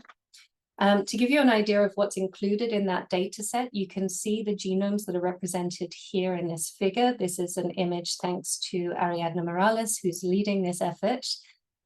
We have the 103 genomes spread across the 21 families. And as I said, at least one genome per family. And you can see in brackets the percentage of the family that's covered. So for example, a very small family that contains Crassionycteris, which is over here, there's only one bat in the family, so we covered 100% of the family. For a bigger family, like the Phylostomids, we have many more genomes, but it's also a bigger family, so we're covering about 12% of the family. So that gives you an idea of our coverage across the bat family tree. Like Giulio, I'm showing also some images of our contig lengths, and you can see that they're all doing quite well on the metrics with the N50 above, mostly above 1 and above 10 for the majority there. And looking just at the gene completeness, this is again, thanks to Ariadna and Michael Hiller's lab, using TOGA to look across the genomes with, I think, close to 17,000 genes per genome. This is the top end, just zoomed in for a little more detail, and at the bottom end again. So you can see that this is really good coverage, really good quality genomes and TOGA annotations. We'll be doing phylogenetic inferences with the families as well as outgroups.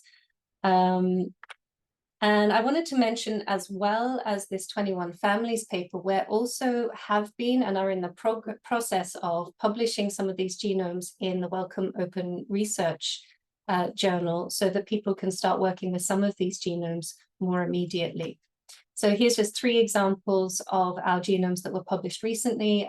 Some were in collaboration with the Bat Biology Foundation and Parada Sciences, others with Darwin Tree of Life.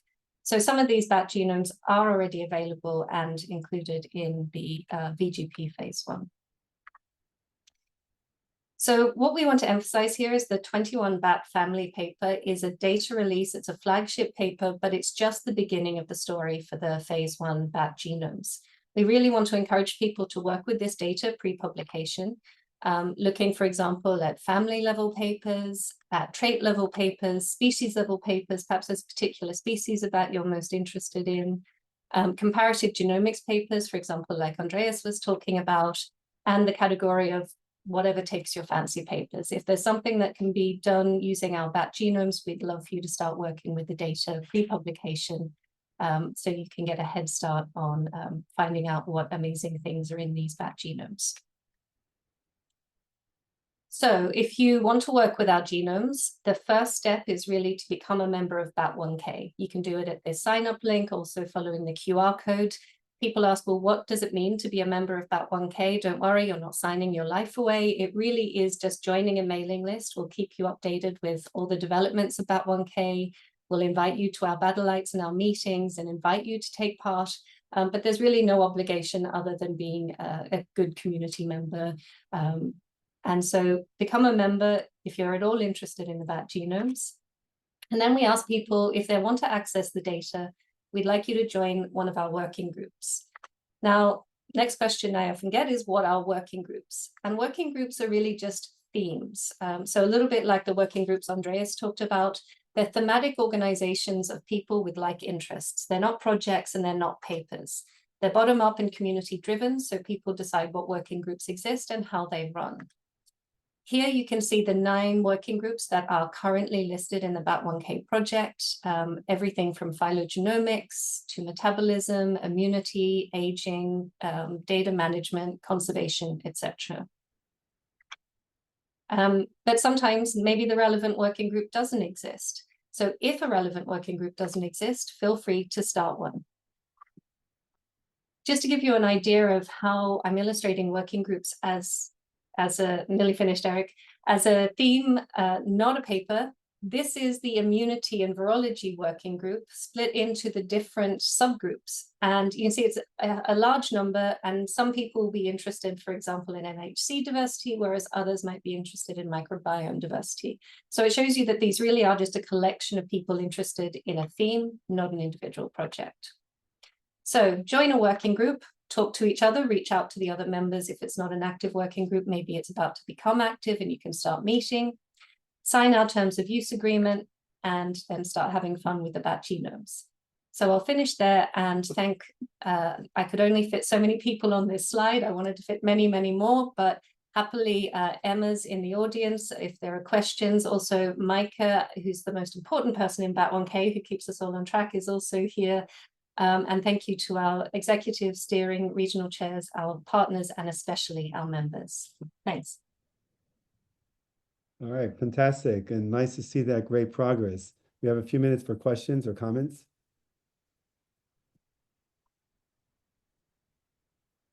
Emma, you wanted to add anything? Nancy Simmons needs to stop finding bats. It's going to have to at 2K. No, but everything that Sonia said, we're really looking forward to the whole community working together to try and understand these unique adaptations. You know, I think flight is something that's very important that a lot of people need to think about. It brings together our birds and our bats, and that's just potentially a thematic group we can work with. And I'd really encourage VGP members to come along to Bashalites, think about joining BAT1K working groups. We can kind of join forces on lots of things, I'm sure. Yeah, and I'll say a further clarification. I did put a note in there, Sonia, you alluded to it. In the VGP phase 1 alignment, we'll have around 34 bat species belonging to 7 of the families, 7 of the 21 families.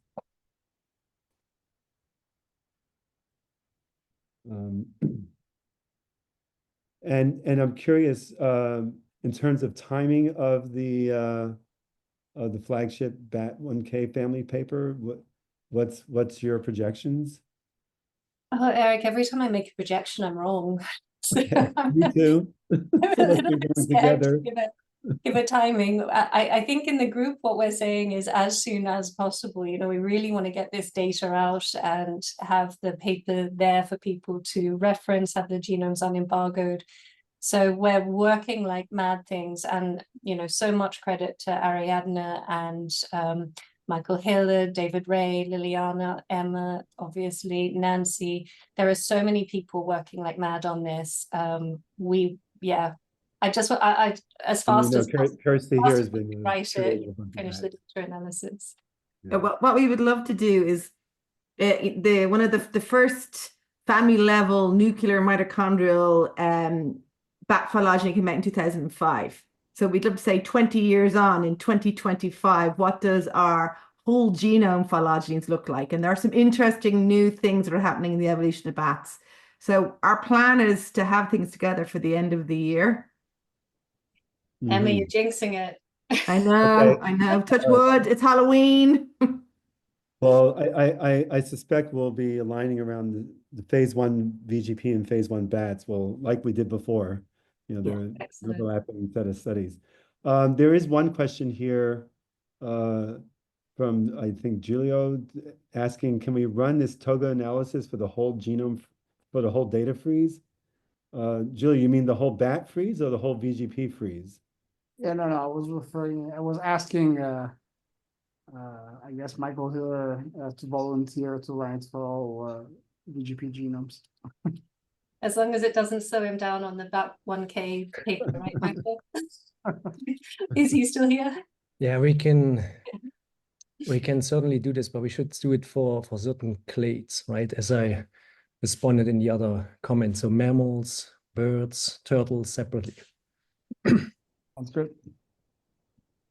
Okay. All right. So once you're done with the bats, please let's do this to the eating vertebrates. I put it on the list. All right. Fantastic, Mike. Thanks, Mike. All right, Sonia and the BAT1K team. This was a great progress report, and glad to see things are moving along. So next, we're going to hear from Amy Denton, representing the sample prep groups at Sanger and some of the work we've done here. Rockefeller. So on the talk title, All Chordates, Great and Small, Challenges Faced in the Wet Lab Processing Chordate Samples with Limited Tissue Availability. Take it away. I think all of us can relate to this. Thanks, Eric. So, hi everyone. I'm Amy Denton. I'm an advanced research assistant in the Tree of Life core laboratory at the Wellcome Sanger Institute. And yeah, so today I'm presenting wet lab challenges faced when you're processing samples with limited tissue availability. So just a quick introduction. The Tree of Life Core Lab provides molecular biology support for all the projects within the Tree of Life program, as you can see here, and that includes VGP. And we've had approximately over 250 species of chordates, and the majority of those are vertebrates, which have entered our routine pipeline with the aim to produce high quality reference genomes. So this is just a basic overview of our routine pipeline. So we have sample preparation where we'll dissect and weigh the tissues, and then they'll either be disrupted using the power masher or the cryoprep. However, the cryoprep, we are slowly trying to phase this out. We've completely done it for plants, but we're still in the process with vertebrates, but we'll be replacing that with bead beating on the FastPrep 96. And then we move into automated DNA extraction using the Kingfisher Apex and the Kaijin Magatrack kit. And then samples that pass, we will then fragment the DNA on the Megaruptor 3 and then clean that up, also automated on the Kingfisher. And then we also have, sort of transcriptomics, we have our automated RNA extraction using the MagMaxima Varna kit. But I'm sure, as we all know rightly, there's lots of legislation surrounding our chordate species, and this results in challenges, and main issue is limited tissue availability. And whilst a lot of our standard protocols, we could sort of still get away with processing a lot of non-standard samples or things that might have lots of degraded DNA and RNA, sometimes we need to take more of an individualized approach for these sort of precious samples where we've got the limited tissue availability and depending upon the species, we might need to change how we sample prep, how we perform the extraction, and maybe our shearing methods, just to ensure that we can get this sample suitable for sequencing. So I'm just going to go through a few case studies now just to show how we can do this sort of individualized approach. So first of all, I'll go through 5 species of wall lizards that we had submitted to the lab for reference genome generation, listed here. However, we were only given 1 tail per species for both DNA extraction and for Hi-C, and the tails varied a lot in weight, so they were only 10 to 30 milligrams in weight, and they'd also been stored in ethanol. And so these samples, we needed to change how we were going to disrupt these to allow for us to process them in DNA extraction, because they were too small to be cryoprepped, and also they're just too tough to even just simply power mash routinely. So once the tails had been dissected for both DNA and Hi-C, the weights of the tails for DNA were taken for manual extractions, and we added the lysis buffer that we would amount that we routinely add, but then we attempted an initial incomplete disruption using the power masher, but then allowed the tissues to lyse for 1 hour before then going back to them and performing a manual power mashing using the pestle just to completely crush them and break them down, and then give them another 2 hours of lysis just for this to complete and to let the DNA get out of the cells and hopefully into the buffer. And then so here are the extraction results here from the 5 species. So I've got also the weights of the tails that went into them and sort of our DNA yields here. So you could see they were relatively variable, but 4 out of the 5 species were sufficient for us to proceed to the next step. So all of them bar this last one here we continued with. So they were sheared on the Megaruptor and had a manual spry. And these are the results. So as you can see here, these don't look great. So all of them sort of kept this large 3 kb peak in the profiles. However, we still decided to submit these to sequencing to our scientific operations team because they have a modified spry that can remove this. And actually, when they were sequenced, we ended up with some okay results, which you probably wouldn't have expected from the initial profiles. And And actually these species reached their required coverages and have been assembled and their genomes completed. And due to that, we had several more species of wall lizards submitted for reference genome generation, including a repeat of the previous sample that had failed, and took this same approach and it worked. And so now all of these, again, we've managed to complete the genome. So the system worked of processing these lizard tails. So another example that we have for limited tissue availability are 3 newts that we had provided to the Tree of Life. So we had the smooth newt, the palmate newt, and the great crested warty newt. And whilst we did have lots of tubes provided to us, the newts are small and they have very big genomes of around 25 gigs. So this posed a bit of an issue. So in order to maximize the amount of DNA from each species, we decided after initial automated extraction to sort of see the quality that we were getting out of, we would go afterwards just perform manual extractions just to really maximize the DNA and just to make sure we could get enough DNA for sequencing and reach the required coverage for these species. So here on the left are some examples of the extractions that we got from each of the species. And thankfully, as you can see, they were of nice quality and actually really good yields as well, which did make our lives a bit easier. But we still had to do up to 5+ extractions per species just to make sure we really had enough DNA. And then as you can see here, it took a lot of sequencing events to get enough coverage for these newt genomes. So we had 10 sequel 2E cells, 8 Revio cells for the smooth newt, 2 sequel cells and 9 Revio cells for the palmate newt. And then because we'd fully transitioned to the Revio at this point, the great crested newt was all on the Revio and it took 10 cells. But thankfully, all of these are now complete. So yeah, it took a lot of work, but we just had to sort of move them out of the routine and just give them that attention to get the DNA we needed. And another example here is the fin whale. And despite it being the 2nd largest mammal species, we only had 1 tube of 125 milligram of muscle tissue provided to us. But this was sort of a serendipitous sampling event that was following a stranding. So at sample prep stage, we took 20 milligrams of whole frozen tissue for high C, and then the remaining tissue was cryoprep for DNA extraction. However, whilst a lot of other cetaceans that we had in this batch, we managed to get really good yields for, despite a manual extraction, the first one only gave us 105 nanograms of DNA. So we repeated the extraction and then still only got 200 nanograms of DNA. And a 3rd extraction was therefore performed on the remaining cryoprep material, and we still only had 175 nanograms of DNA. So with all the material gone, the only option we really had was to pull this and then see what we had and attempt sharing this. So this is what we had once we shared all of our pulled all of our extracts together. So we had 450 nanograms of relatively high molecular weight DNA. So we decided to fragment this using the mega up to 3, and then we performed a manual spray just to try and keep as much DNA as we had, and luckily managed to recover 410 nanograms of shared DNA, and this was sent for sequencing.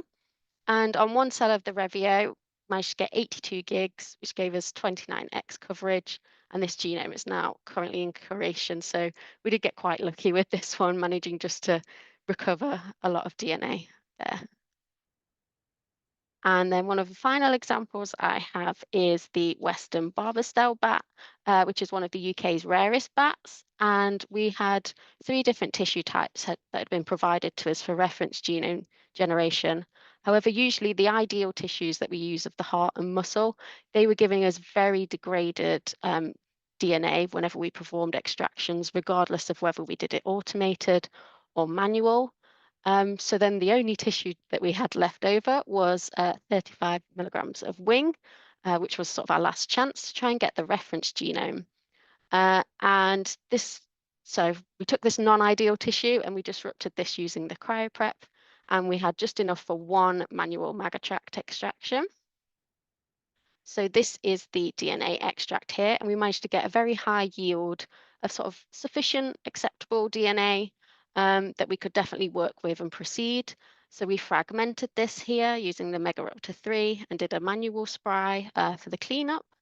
And so whilst we still managed to keep quite a high yield, you can see that the peak is below the recommended 12 to 20 kb range that we sort of then submit for further bio-library processing.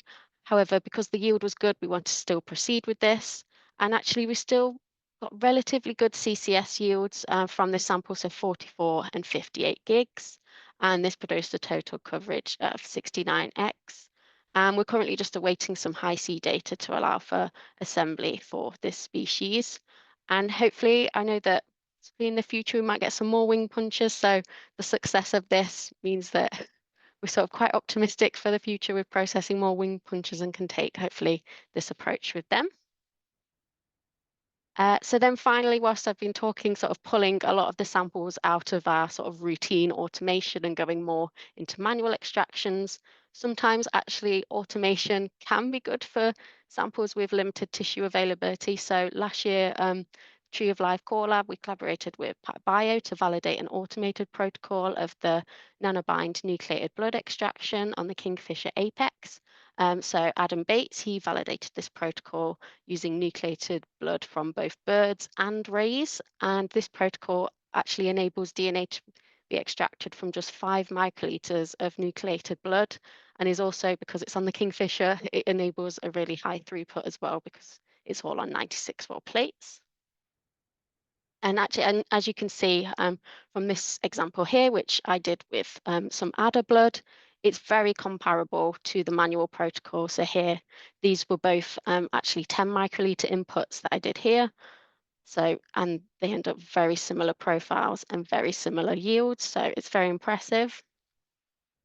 And actually, well, it does seem to help provide a higher yield for nucleated blood that seems to have a tendency to clump in ethanol, or maybe the ratio's just been off and it doesn't lyse as well when we try and attempt extraction with the manual protocol, as you can see here for the red-billed tropic bird.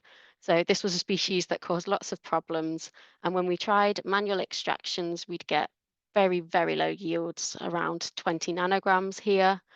But when we did it automated on the Kingfisher, even though it's still not a great amount of yield, it was vastly improved, and it meant we could perform multiple extractions, pull them together, and finally get this species completed. So yeah, in conclusion, chordates with limited tissue availability can lead to challenges in generating reference genomes for species, but by deviating from standard workflows and altering sample disruption, extraction method, or the downstream library preparation, you can get these samples processed. And I think where possible, sort of giving samples high attention and an individualized approach for precious samples, it can help ensure that reference genome generation can be completed. So with that, I'd just like to thank all the Darwin collaborators, VGP, ERGA, BAT1K, and all the other collaborators and collectors for chordates and vertebrates. I'd like to thank all of the Tree of Life teams, and I'd also like to thank Sanger Core facilities, especially SciOps, who perform our sequencing. And thank you very much for listening. All right, fantastic, Amy. So we have some time for questions. I didn't see one in there. I'll go ahead and put the first. So could you tell the group, that's a lot of effort you're putting into each of these individual species. So I'm wondering, do you have your team split up into a production group and a development group, or are you doing both? Yeah, we're sort of doing both R&D and routine simultaneously. We try and balance it between the teams. So some of us one week might be doing more routine one week and others are doing R&D, and then it might flip the next. But yeah, we try and balance it. But I think slowly we're moving more into R&D as other teams are sort of taking on our more routine work for species and samples that we know will just work and be able to process through. Very good. Karen has a question. Go ahead, Karen. Hi, thank you very much. This talk was really interesting. I was just wondering about why do you think you get a better DNA yield from automated in comparison to the manual method? Why do you think this, or what could be accounting for this better performance? Yeah, we're not too sure with that why sometimes manual seems to get more, well, manual MAGA-trap, we tend to get more yield. I don't know if it's whether, because you've got the samples in front of you, you can kind of watch as the beads are migrating. So if one happens to be more viscous, you can leave it a bit longer, whereas the Kingfisher sort of has set times where the beads are migrating, so it might lose some and beads might get left behind that you don't see. Oh no, I actually meant the other. You Oh, at the end you showed the other one with the blood. Oh, and the you were getting nucleated better blood. and stuff. Yeah. Yeah, the automated one got a Oh, higher with the yield. lysis. Oh, sorry. Yes. So I think with that one, where we had the poor yields for the manual and the improved yields for the automated. So the lysis is on the Kingfisher, and the actual Kingfisher head gets involved in the lysis. So we think the action of the Kingfisher actually bouncing up and down helps to break up the cells better than when you're putting on a heat block and shaking. That's what I think it seems to be happening. It's quite a vicious step it has, but it seems to work. So That's good. It's usually the other way around. So yeah. Emma? Amy, I just want, and I kind of want us all to reflect on this a little bit. So we've talked a lot about the idea of being able to make wonderful genomes out of wing punches. So these non-lethal samples that we could take for bats, or non-lethal samples that we can take from right across all of life. So I think we really do need to optimize more and more and more the ability to make these genomes from these trace samples. And it looks like you guys are already doing it. Yeah, hopefully so. And I think as well as we move from cryoprep to bead beating, we can get smaller samples and disrupt them better as well. So I'm hopeful there. Amy, last one. Are you getting any species, vertebrate species, where you the DNA quality in the library looks good, but it doesn't sequence well? Yeah, so I've had one recently where it's some bird blood, and although there's a slightly bit of degraded DNA, but when I shear it down, that all clears up and it looks a very nice sort of tight peak to get sent for sequencing. And then I'm only getting yields of about 9 gig on a whole cell of a Revio. And I've tried questioning PacBio, but they're not quite sure yet. They've not quite got back to me either about what could be the reason. So these are the odd ones that, even though everything looks good, might suddenly throw a spanner in the works.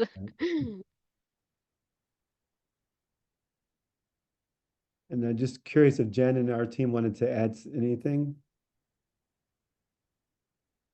Hi everyone, Amy, that was so wonderful. Really admire the work you're doing over there. Hopefully you can hear me well. There's a vent over my head. But just to say that we definitely see these samples too, where everything looks good on that QC and then the sequencing report comes back and it's not good. So I'm hoping that we can work together with PacBio to figure that out. Yeah, definitely. Thanks, Jen. Right. Any other questions? All right, well, Amy, thank you very much. I appreciate you putting all that together. And I know you had 2 talks to deal with this conference. So all the extra effort, but people really want to hear about this subject. Thank you. All right. Okay, Karen already asked a question. Okay. You can answer Karen's question on the salamanders in the chat. So, all right, last talk before we have the open discussion is Kim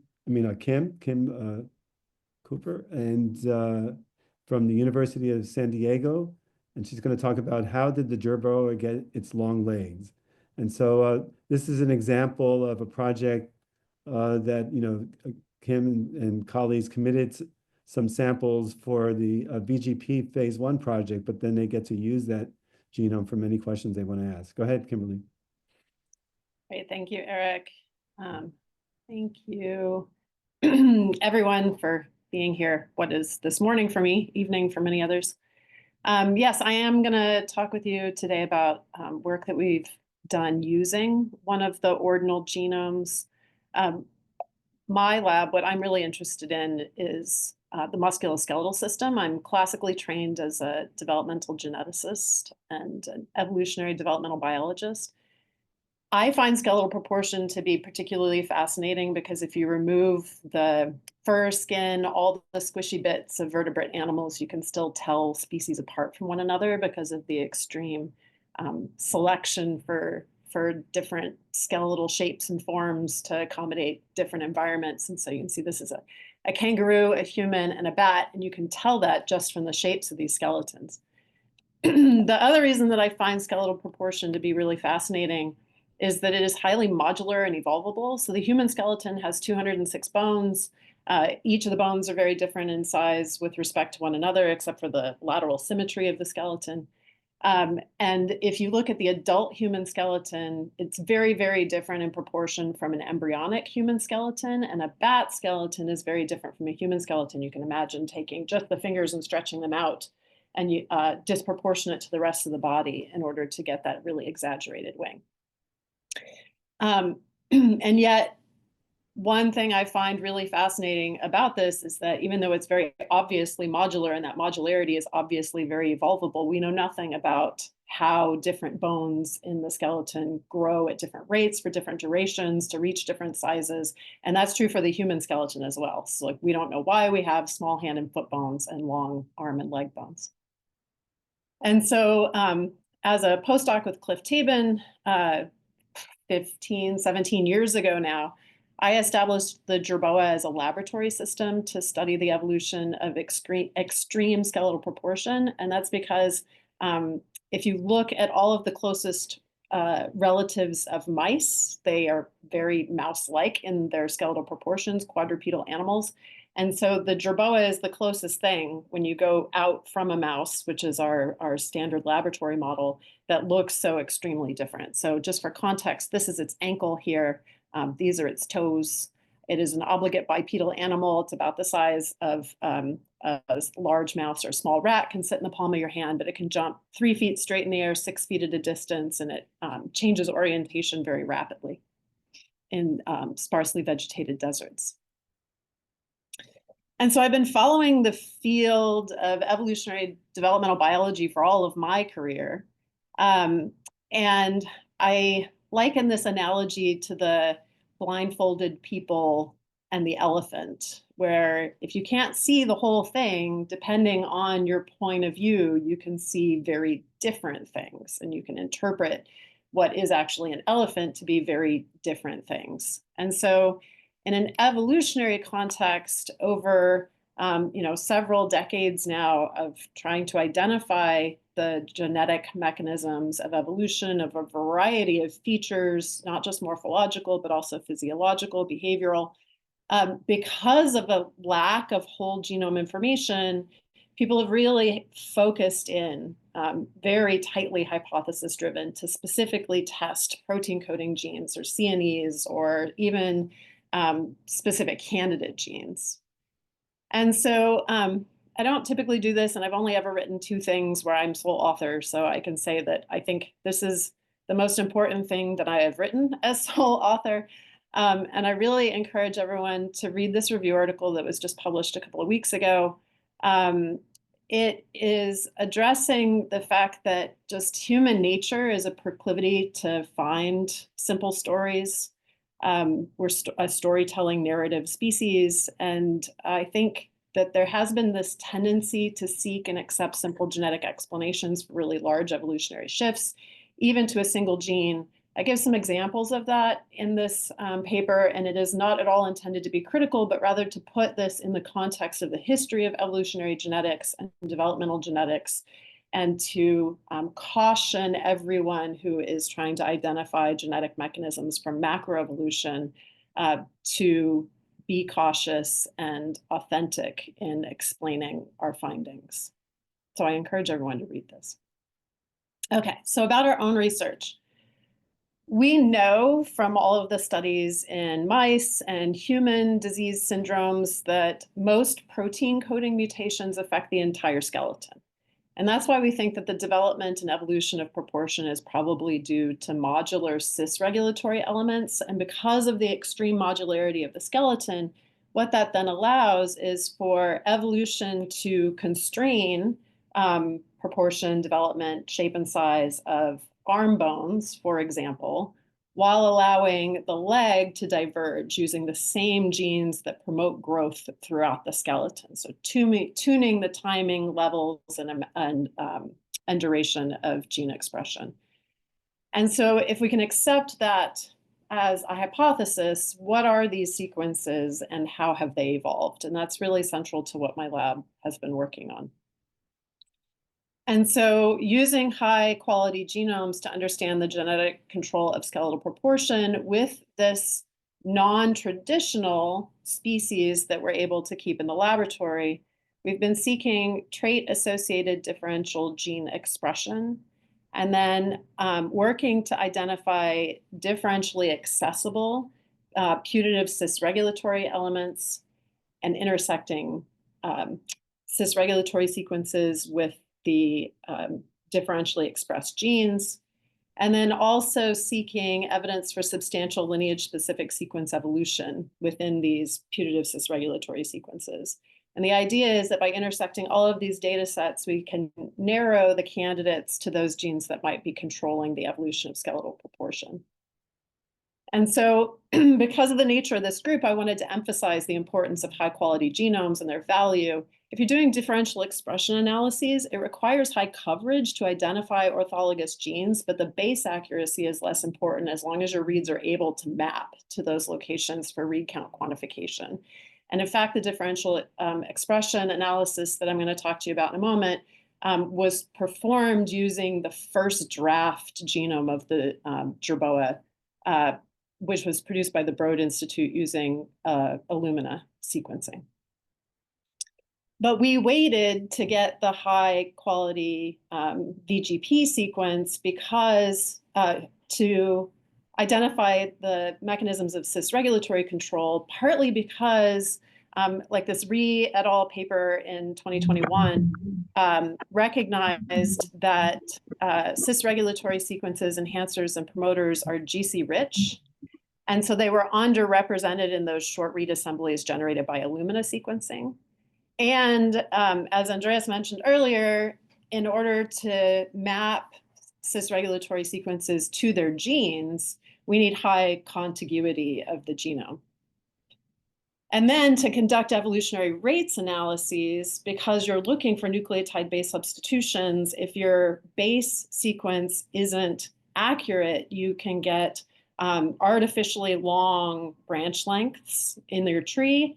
And it's extremely helpful to have dense phylogenetic representation in the clades of interest in order to correlate rates and timing of sequence change with trait change in a clade. And I'll come back to this at the end. And so this is a mouse skeleton at the top and a jerboa skeleton at the bottom, work that was started by a former postdoc in the lab, Adi Saxena, really leveraged the opportunities that we have by having a colony of animals because we have access to tissues that are developmentally relevant in terms of their location in the body and also the time points. And I recognize that for a lot of the species whose genomes have been sequenced, this isn't possible. But I also want to encourage opportunities to acquire these tissues where possible. And so for us, the tissue, this is a jerboa foot. It's stained red so you can see the bone, and blue is the cartilage. This part right here is the business end of a growing bone. So this is where bones elongate. So we microdissected out these growth cartilages of mouse and jerboa feet and wanted to directly compare gene expression differences between the two. To do that, we needed to compare apples to apples, and so this required an annotated set of exact matching orthologous transcripts. This was initially produced using Caesar by Virag Sharma and Michael Hiller, and we now have the TOGA annotations for the jerboa genomes. Thank you, Michael. And so of those orthologous genes, what we found by directly comparing feet of the two species, 59% of transcripts are significantly differentially expressed, which is perhaps not surprising because these animals, this is an ordinal species. These have been evolving from a last common ancestor for about 50 million years, which is a long time for a p-value of 0.05 to accumulate. And so what we were able to do, because the skeleton is so modular and there are growth cartilages all over the place, we sequenced from the distal radius and ulna, so these arm bones that grow much more similar to one another. And by intersecting differential expression in the two locations, we could identify genes that are disproportionately differentially expressed in the feet. I'm not going to go through all this data because it was published a couple of years ago, so you are welcome to look at that paper. But the punchline of this is that about 10% of genes are associated with exaggerated Jerboa foot elongation. So it's 1,755 genes that we found are disproportionately differentially expressed in the feet. But anytime you do an omics analysis, there's a problem of network propagation because you pick a time, so you get a transcriptome snapshot, and you're getting the whole ball of string of all of the genes that are differentially expressed, either because of primary causes or secondary or tertiary, et cetera, consequences. Oops. And so we want to know what are the causative sequence differences that triggered this network propagation. And so that brings me to the cis-regulatory analyses that we've been conducting using ATAC-seq in the same cartilages, the same stages of the two species. So we've collected ATAC-seq data for mouse and for Jerboa.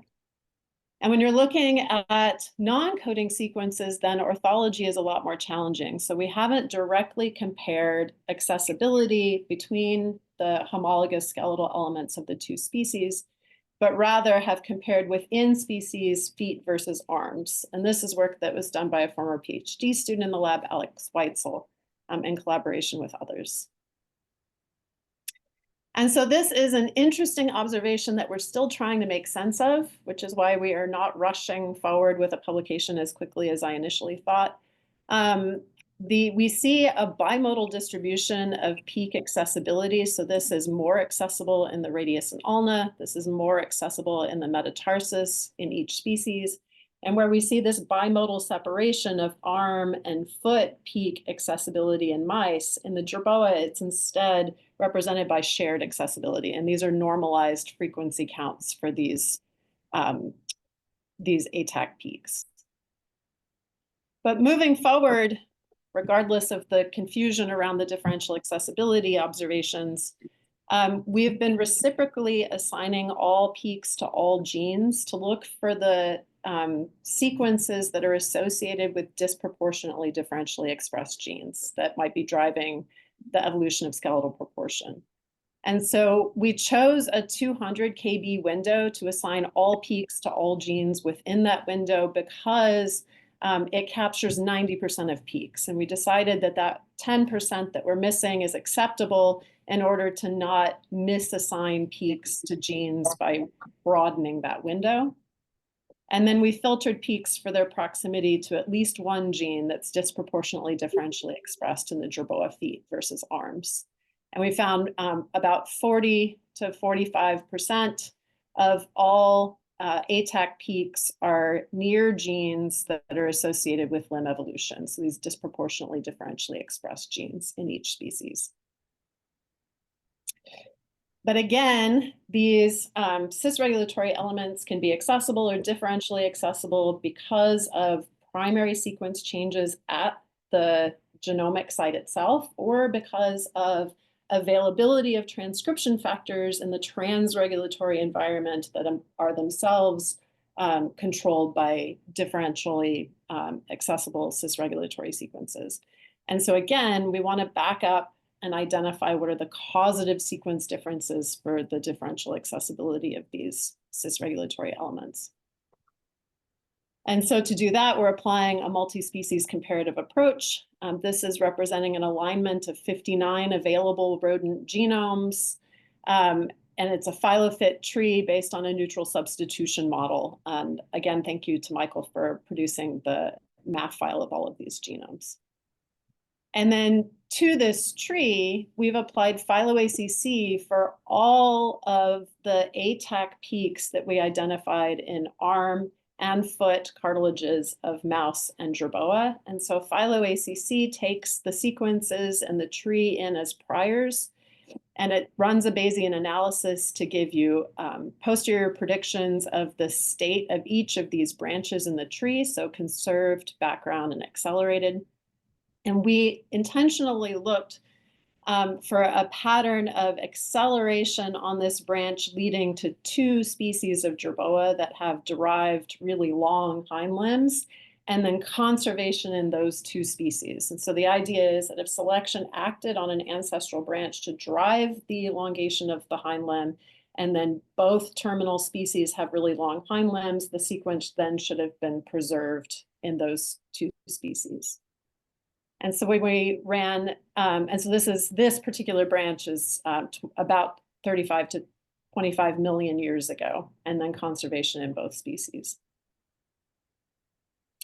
And so we ran that analysis and then intersected with the peaks that are associated with differentially expressed genes. We find 2,365 total peak sequences that are accelerated before the common ancestor of the 2 jerboa species, and then conserved in both species. And I recognize that that's a lot. And it may be that there are actually a lot of sequences that have evolved that are associated with skeletal proportion. But I also want to emphasize that we don't yet have an ideal data set representing these species. And that's because we have an extremely long branch length combined with undersampling at the tip. And so when I showed you this tree before, these are many available rodent genomes. These are all species within the order Murioidea, which does have a lot more species. And it also is highly represented by deer, mice, voles, and mice and rats that are common research models. Whereas the jerboas nestled here, so this is Jaculus and Electica bulata, nestled here within the order Dipidoidea. There are only, at the time that we started this analysis, there were only 3 available genomes. And so what were these genomes? There is actually a wealth of useful untapped genome diversity in this clade. And so the tree here, is showing you the log-log ratios of foot to leg bones so that you can appreciate the diversity of limb skeletal proportions. And the species that we had available were, of course, Jaculus jaculus, which is the ordinal VGP genome that's incredibly valuable for this study. The 2 other jerboa species, or the 1 other jerboa species that we had is this Electica bulata. And then Zapus hudsonius is a closely related woodland jumping mouse that's native to North America that has an intermediate hind limb phenotype. So these are the 3 species that we included in our analysis. Much more recently, another high-quality genome has been published, Electica siberica, and 2 additional lower-quality genomes are now available. These lower-quality genomes have the kind of problems of base accuracy that we're concerned about with looking at evolutionary rates analyses. And so even though these genomes exist, we would like to improve the genomes for their usefulness in this study. And then really importantly, the genus Cecista, which is represented by 5 or 6 different species, none of the Cecista have yet been sequenced or even procured, but this is the nearest living quadrupedal species within this clade. And so rather than always do our comparisons out to the quadrupedal mouse, it would be much better to split that evolutionary distance in half, because this quadrupedal species dates common ancestor about 25 to 28 million years ago in this clade. Hola. And so with that, I'm going to thank all of the members of my lab, in particular, Adi Saxena and Alex Weitzel, who initiated these projects. Alex Liu is a brand new PhD student in the lab who's picking up and continuing the evolutionary analyses. Huge thanks to the VGP for producing this ordinal species genome, and then various collaborators that have assisted with aspects of the study, and my funding sources. Thank you so much for inviting me, and I am happy to take questions. Well, thank you, Kim. Really good to see how this has enabled your studies.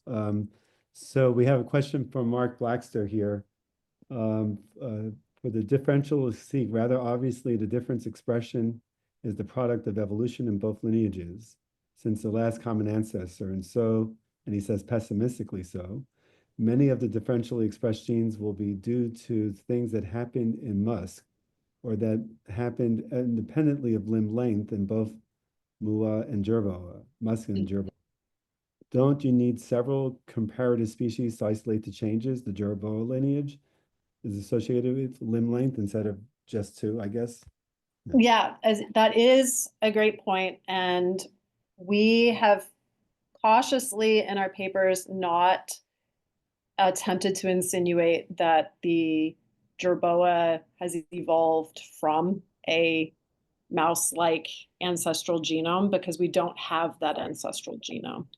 And so it is true that the two species have been evolving for an equivalent length of time from that last common ancestor that's about 50 million years ago. I think that because we have forearm differences as well,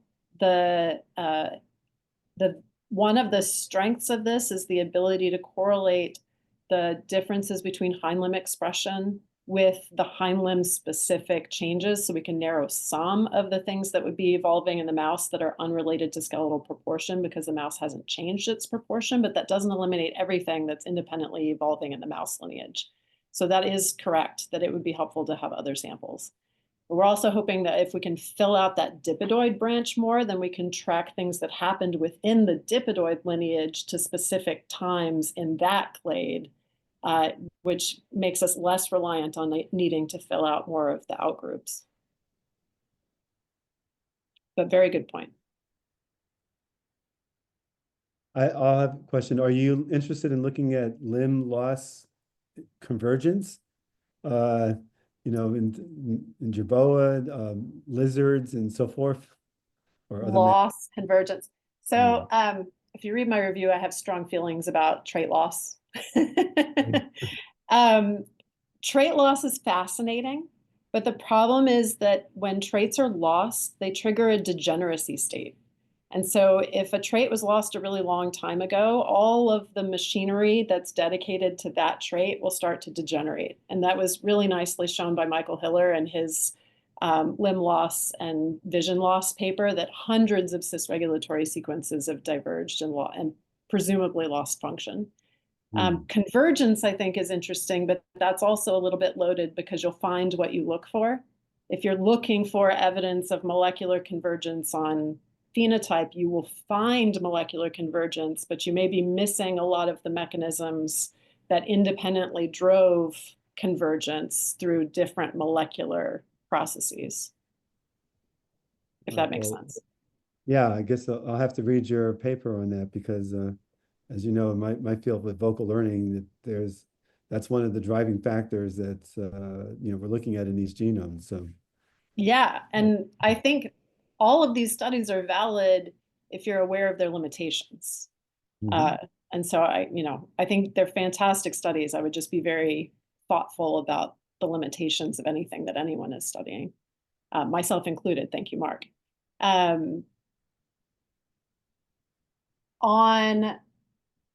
convergence, I would love to chat with the bat folks, because one thing I think is really interesting is that the jerboa has elongated its hind limb, the bats have elongated their forelimbs, and I'd be really interested to see if it's through similar mechanisms by independent aspects of modularity, right? So if like there is convergence on similar genes driving forelimb and hind limb evolution, but through different cis-regulatory elements that are modular for the forelimb versus the hind limb.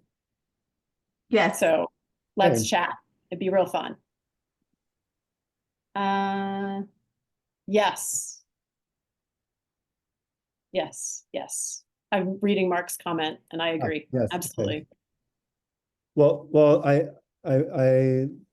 want to say really great presentation, and what I'd like to do now is open it up to the floor for anybody have questions for all the presenters, have a discussion, including the last one we just heard from Kim. And I put here some things to get started into what this remaining time we have would be like is, questions for any of the speakers. questions about completing the phase 1 genomes and publications, and also any questions and ideas in terms of what is the next VGP workshop? Are we going to do it at PAG again in January, or there's a motivation for a number of people to meet again in person like we used to, and perhaps here at Rockefeller at the end of the summer, or still meet only online. So anything, the floor is open.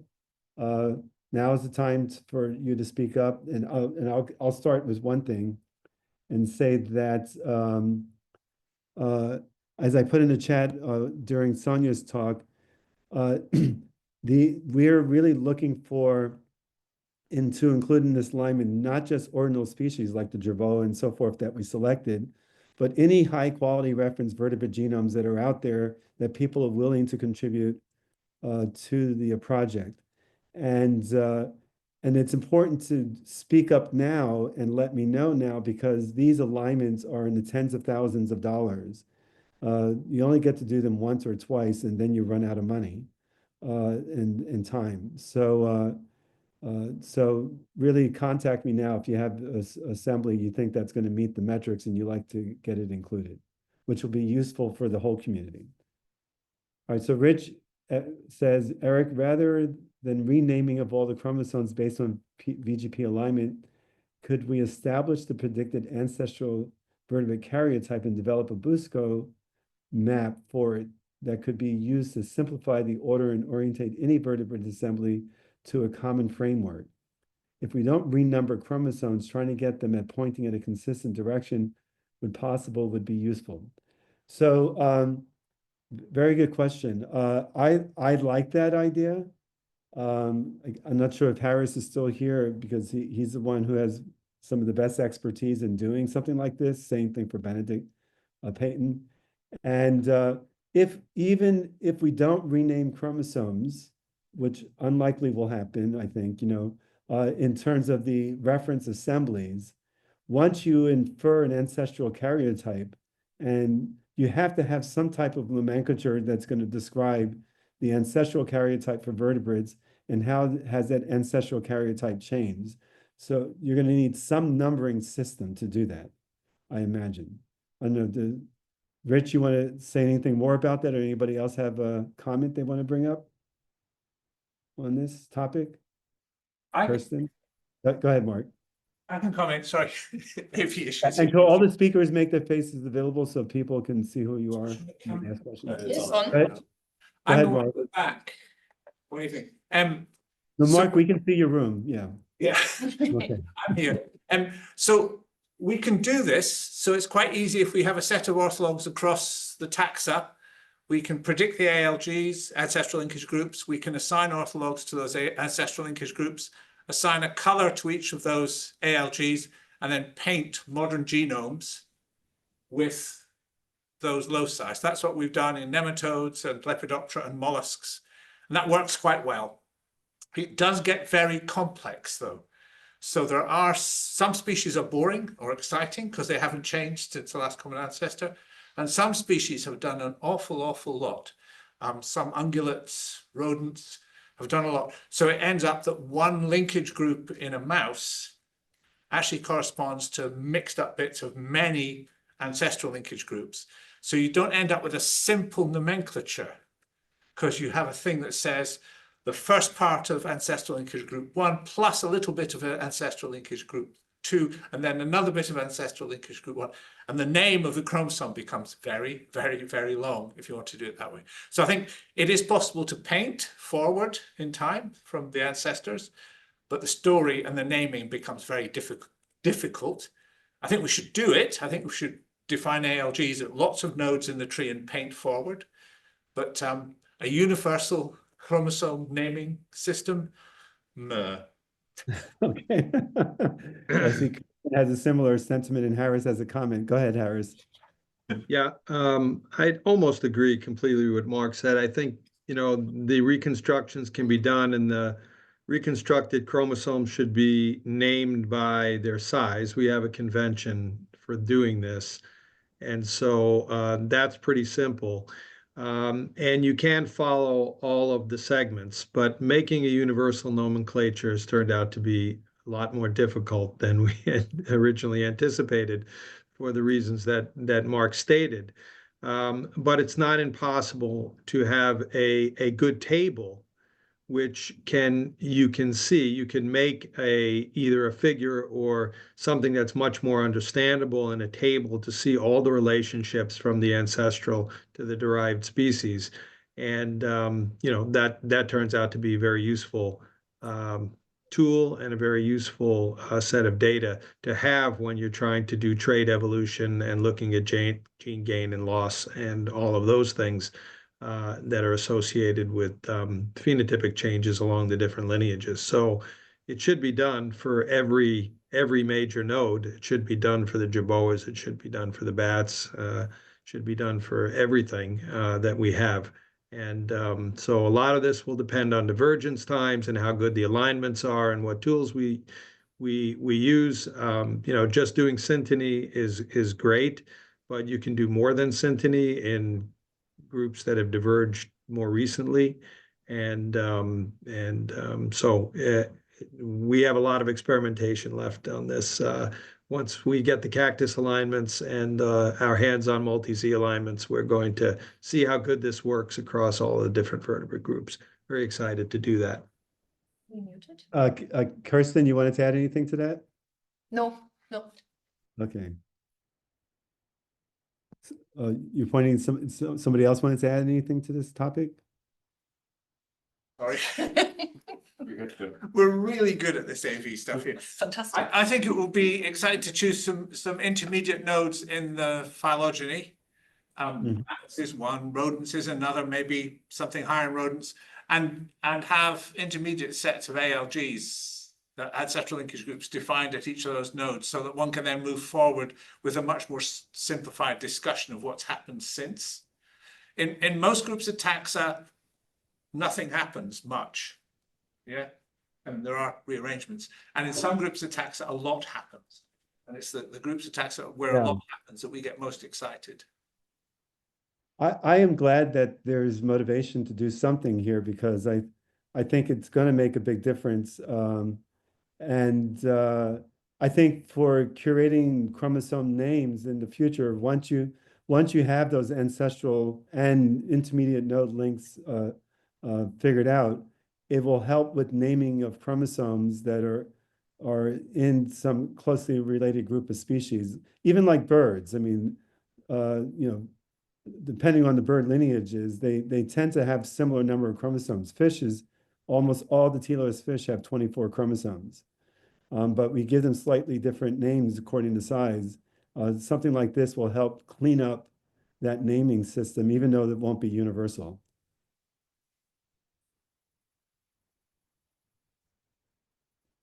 I think I see Marcella, you're doing ALGs in mammals.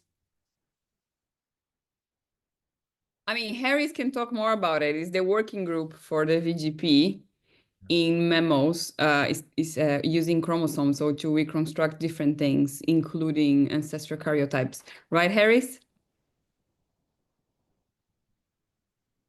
And I think everyone, Marcel. Yes. Yeah, Yes. just to confirm, and everyone is welcome to join the working group. Okay. Good. Other questions people have or comments? Or if even any one of the speakers want to add something that they forgot they didn't include, that they wanted to include.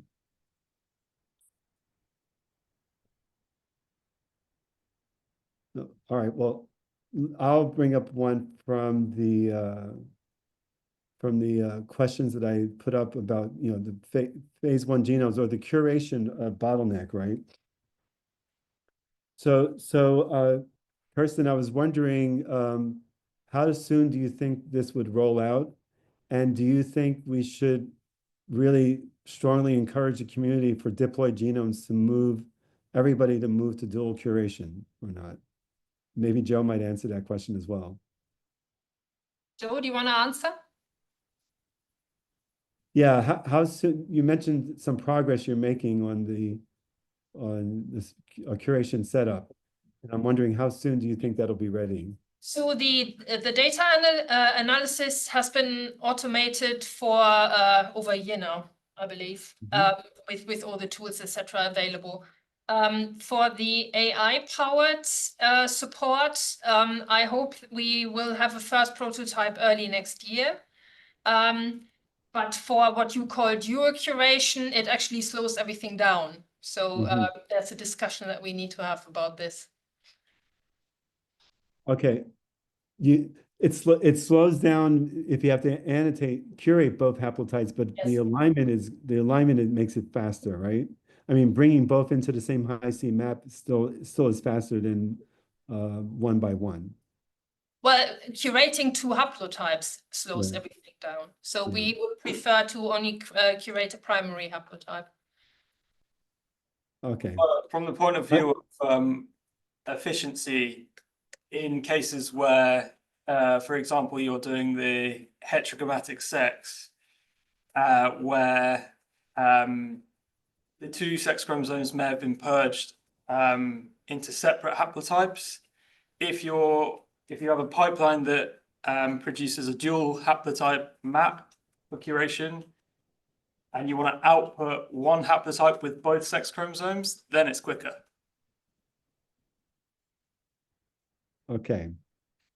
Because you don't have to go manually shifting sequence Back and between the forth. two. Yeah. But just from a raw amount of or volume of sequence to curate, then it is slower, and you get a slight loss of resolution in the map as well. But we generally are now curating everything in a, for a diploid in a 2-hap map and outputting still a single haplotype for submission. Yeah.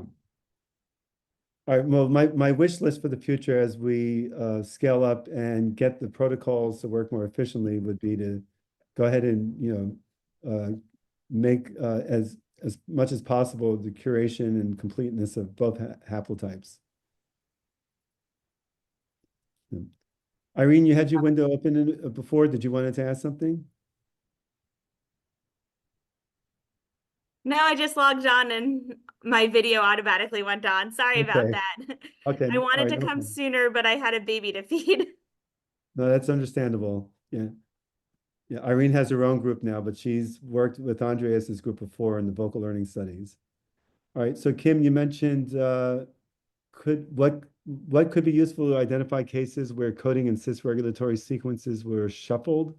Sorry, Is that was in the about in the conversation genome about organization? tracking syntenic regions across genomes, because if you have all those chromosomes painted and then you're mapping orthologous cis-regulatory and coding sequences to multiple genomes, you can see where you got unlinkage and relinkage of possible sequences for trait evolution.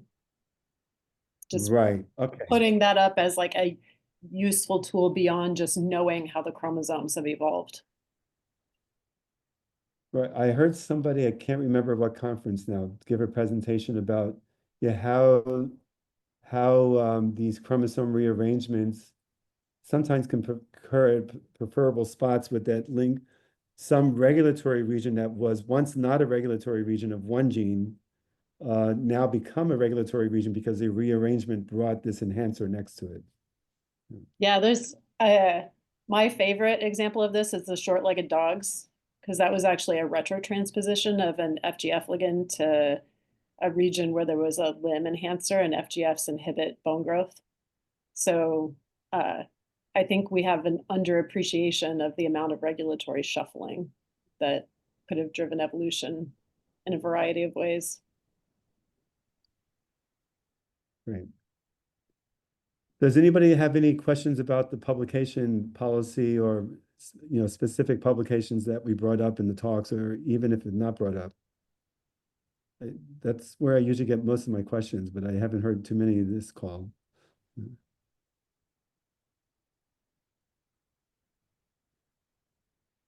All right. Nope. Okay. Andreas says, I think the structure influencing, oh, did I mention from Katie Pollard's lab? That's right. That's right. Yes. Yes. Which is about brain organization and rearrangements and shifting enhancers around to, one enhancer becoming a new enhancer of a gene that it didn't regulate before. Okay. The third topic I mentioned here, I'd like to get some feedback on, which is the VGP kind of like workshops like we're having now. Over the years, we've tried to keep them as workshop kind of discussions as possible. That's why I kept the longer discussion towards the end of our presentations here. And so back in 2000, from 2009 to 2015 or 16 or so, it was just G10K and eventually VGP. Then we combined the annual meetings with the EBP effort. And with the EBP effort being broader, that's become the dominant focus of this meeting, the Biodiversity Genomics 2024. Actually, during the pandemic, it was Mark Blackster who renamed it the Biodiversity Genomics Meeting, and I think appropriately so, since we're dealing with a more broader biodiversity effort. But some people do miss the in-person exchanges and the brainstorming sessions that we had to deal with all the things that need to be dealt with, including some of the topics we discussed today. As a substitute, semi-substitute, we've been having a PAG workshop, Plant and Animal Genomes meeting, VGP workshop at PAG meeting in San Diego every January, where we meet in person. This year, the EVP is going to have its own specific PAG workshop. And what we're trying to decide at the last moment is to whether or not to continue to have a VGP PAG workshop in addition to what's going on with the EBP, or meet again in person in 2025, especially as we come to fruition with these ordinal phase genomes, the 600 genomes, and meet in person here at Rockefeller again, maybe next September, not in place of the Biodiversity Genomics meeting, but as a complement to it. And will people come? And so we broached this topic with people who organize such meetings, like Rockefeller and Sanger and so forth, as well as the VGP monthly call group. And there was a positive reception to it, but we haven't asked the community more broadly, like I'm asking here now. So maybe I can take a vote, people raise their thumbs up and so forth. Would people show up would they want to go to an in-person VGP workshop, focus on all things about assembly, biology, curation, what you name it? Would they do that, or is this online meeting enough for them and we don't need to do this? Or just meeting at the PAG meeting, which you compete with other sessions when you're at PAG. If we had our own meeting just for ourselves, there's no other competing topics.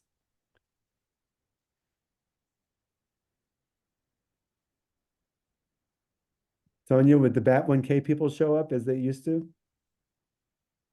I think we would really like to have something like that, yeah. But it depends when, where, how much cost. Right. Mark, I'm wondering if you have opinion, because your group, the Sanger team in general, has taken on the reins of organizing the Biodiversity Genomics meeting in the last few years. I think we would, so just say about Biodiversity Genomics 24, the meeting we're in at the moment. I would hope that this continues as this open online everywhere meeting, which is really accessible to all and doesn't cost the earth and lots of money in terms of Mhm. getting people to one place. That's not to say that we're not interested in having in-person meetings. I think in-person meetings are very valuable, but I think we should really think hard about the accessibility of those meetings. Mhm. So maybe we say that if you're from the global north, if you pay for your airfare, you also pay for the airfare for someone from the global south, so that we have equal representation at the meetings, or we organize the meeting somewhere in the global south. So I'm sure there are many cities in the global south who would be very happy to host us for a meeting. And those cases, it would cost us for airfares and the planet for emitted carbon, but the local costs would perhaps be lower. But yeah, so we're very happy to have in-person meetings. I think PG25 probably will happen. I know that some people have been organizing, like Kirsten, don't want me to say that, but I think PG25 will happen. We'll work out exactly how that would be. It is a very valuable thing, but in-person meetings are brilliant. So, you know. Yeah, that reminds me, Mark, for people to keep in mind, in-person meetings, in order to supply food and do, even if you bought your own food, there are other things like audio, visual, and so forth. Even for the online meeting, things need to be paid for. Oh And yeah, in the- so in the Sana past- is paying for this. I mean, Tree of Life is paying for this from our core budget for Yeah. the organization of this, both in terms of staff time and also the AV part. So it's not cheap, Right. but it's very valuable. Yeah, and for the VGP/EBP in-person meetings, we did raise some funds from company sponsors, you know, a little small grant here or there, but nothing that covers everybody's expenses minus the airplane and hotel. So people have to consider that, yeah, in-person does cost. One idea, Mark, would be to try to bring people from the global south, would be if their, you know, registration fee includes a small amount that then goes to offset somebody's travel or some people's travel. Yeah, we can work out clever ways of cross-financing. Mhm. That's very possible to make sure that people from the global south can come. Yeah, We can introduce a pot that people pay into and that you can apply for. yeah. So we can Yep. make sure that people can come. I think we have to recognize if it is going to be a biodiversity genomics meeting, then we should think about the equality and equity and inclusion and diversity issues that having a meeting that requires you to have the funds to fly and the funds to stay in a Western Yeah. conference center means. Especially New York. A lot of people like to come to New York. They just don't like to pay the prices. Yeah. Kirsten, Harris says here that no EBP workshop will tag this year. I'm just wondering if I misunderstood something. No, unfortunately, it wasn't approved. So I applied for one, but we didn't get it. Really?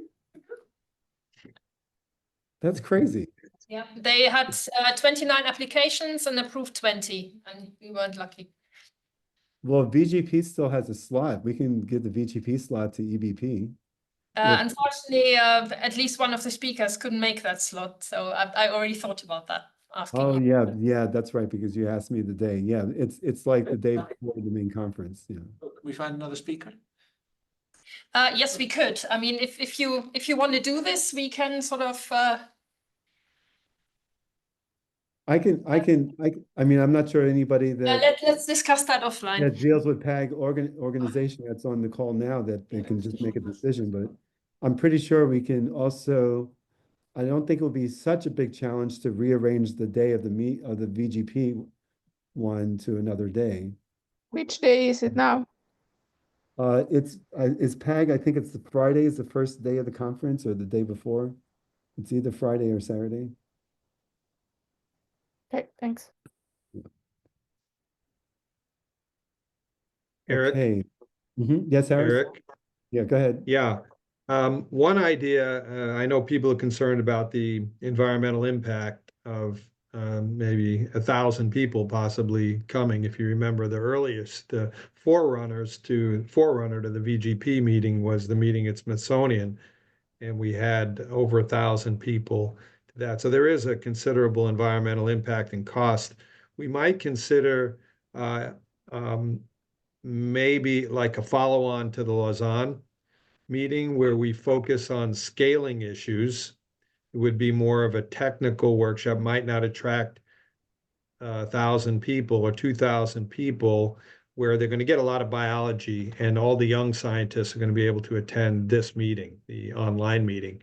Maybe something that is more focused on the scaling issues, as we're going to be transitioning in a couple of years to phase 2 of the EBP. It looks like 10,000 genomes are going to be done in 2 years, maybe a little bit more.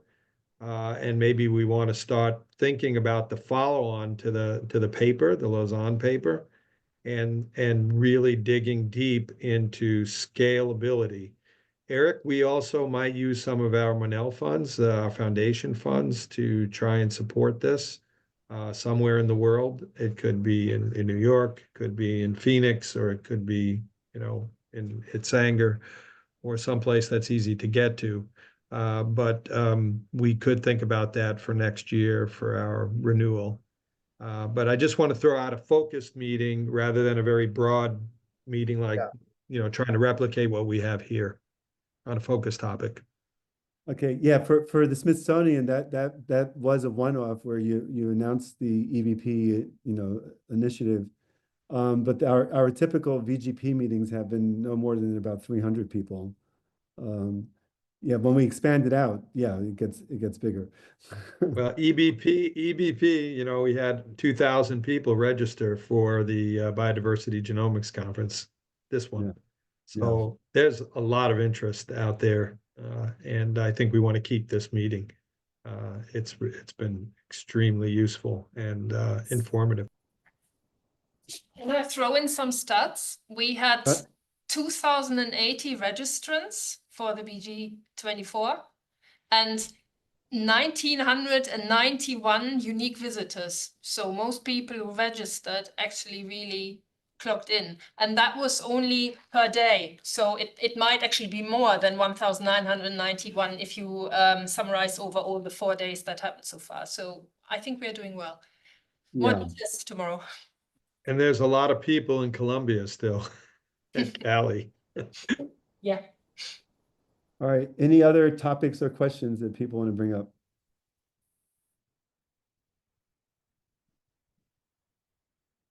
All right, well, with that, I'll go ahead and close out. I'll want to once again thank you for all the speakers for these wonderful updates and presentations. Thank you to those who submitted abstracts, and unfortunately, we couldn't fit them into the schedule. I know a lot of people who submitted abstracts for this session were selected for others, so I'm happy to see that.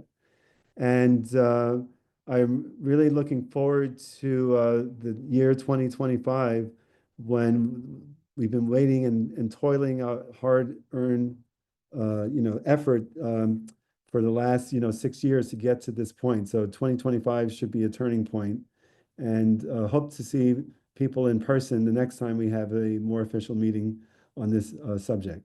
So good luck with the rest of the conference. We have a day and a half to go. Kirsten, you want to say anything about the remaining conference, or?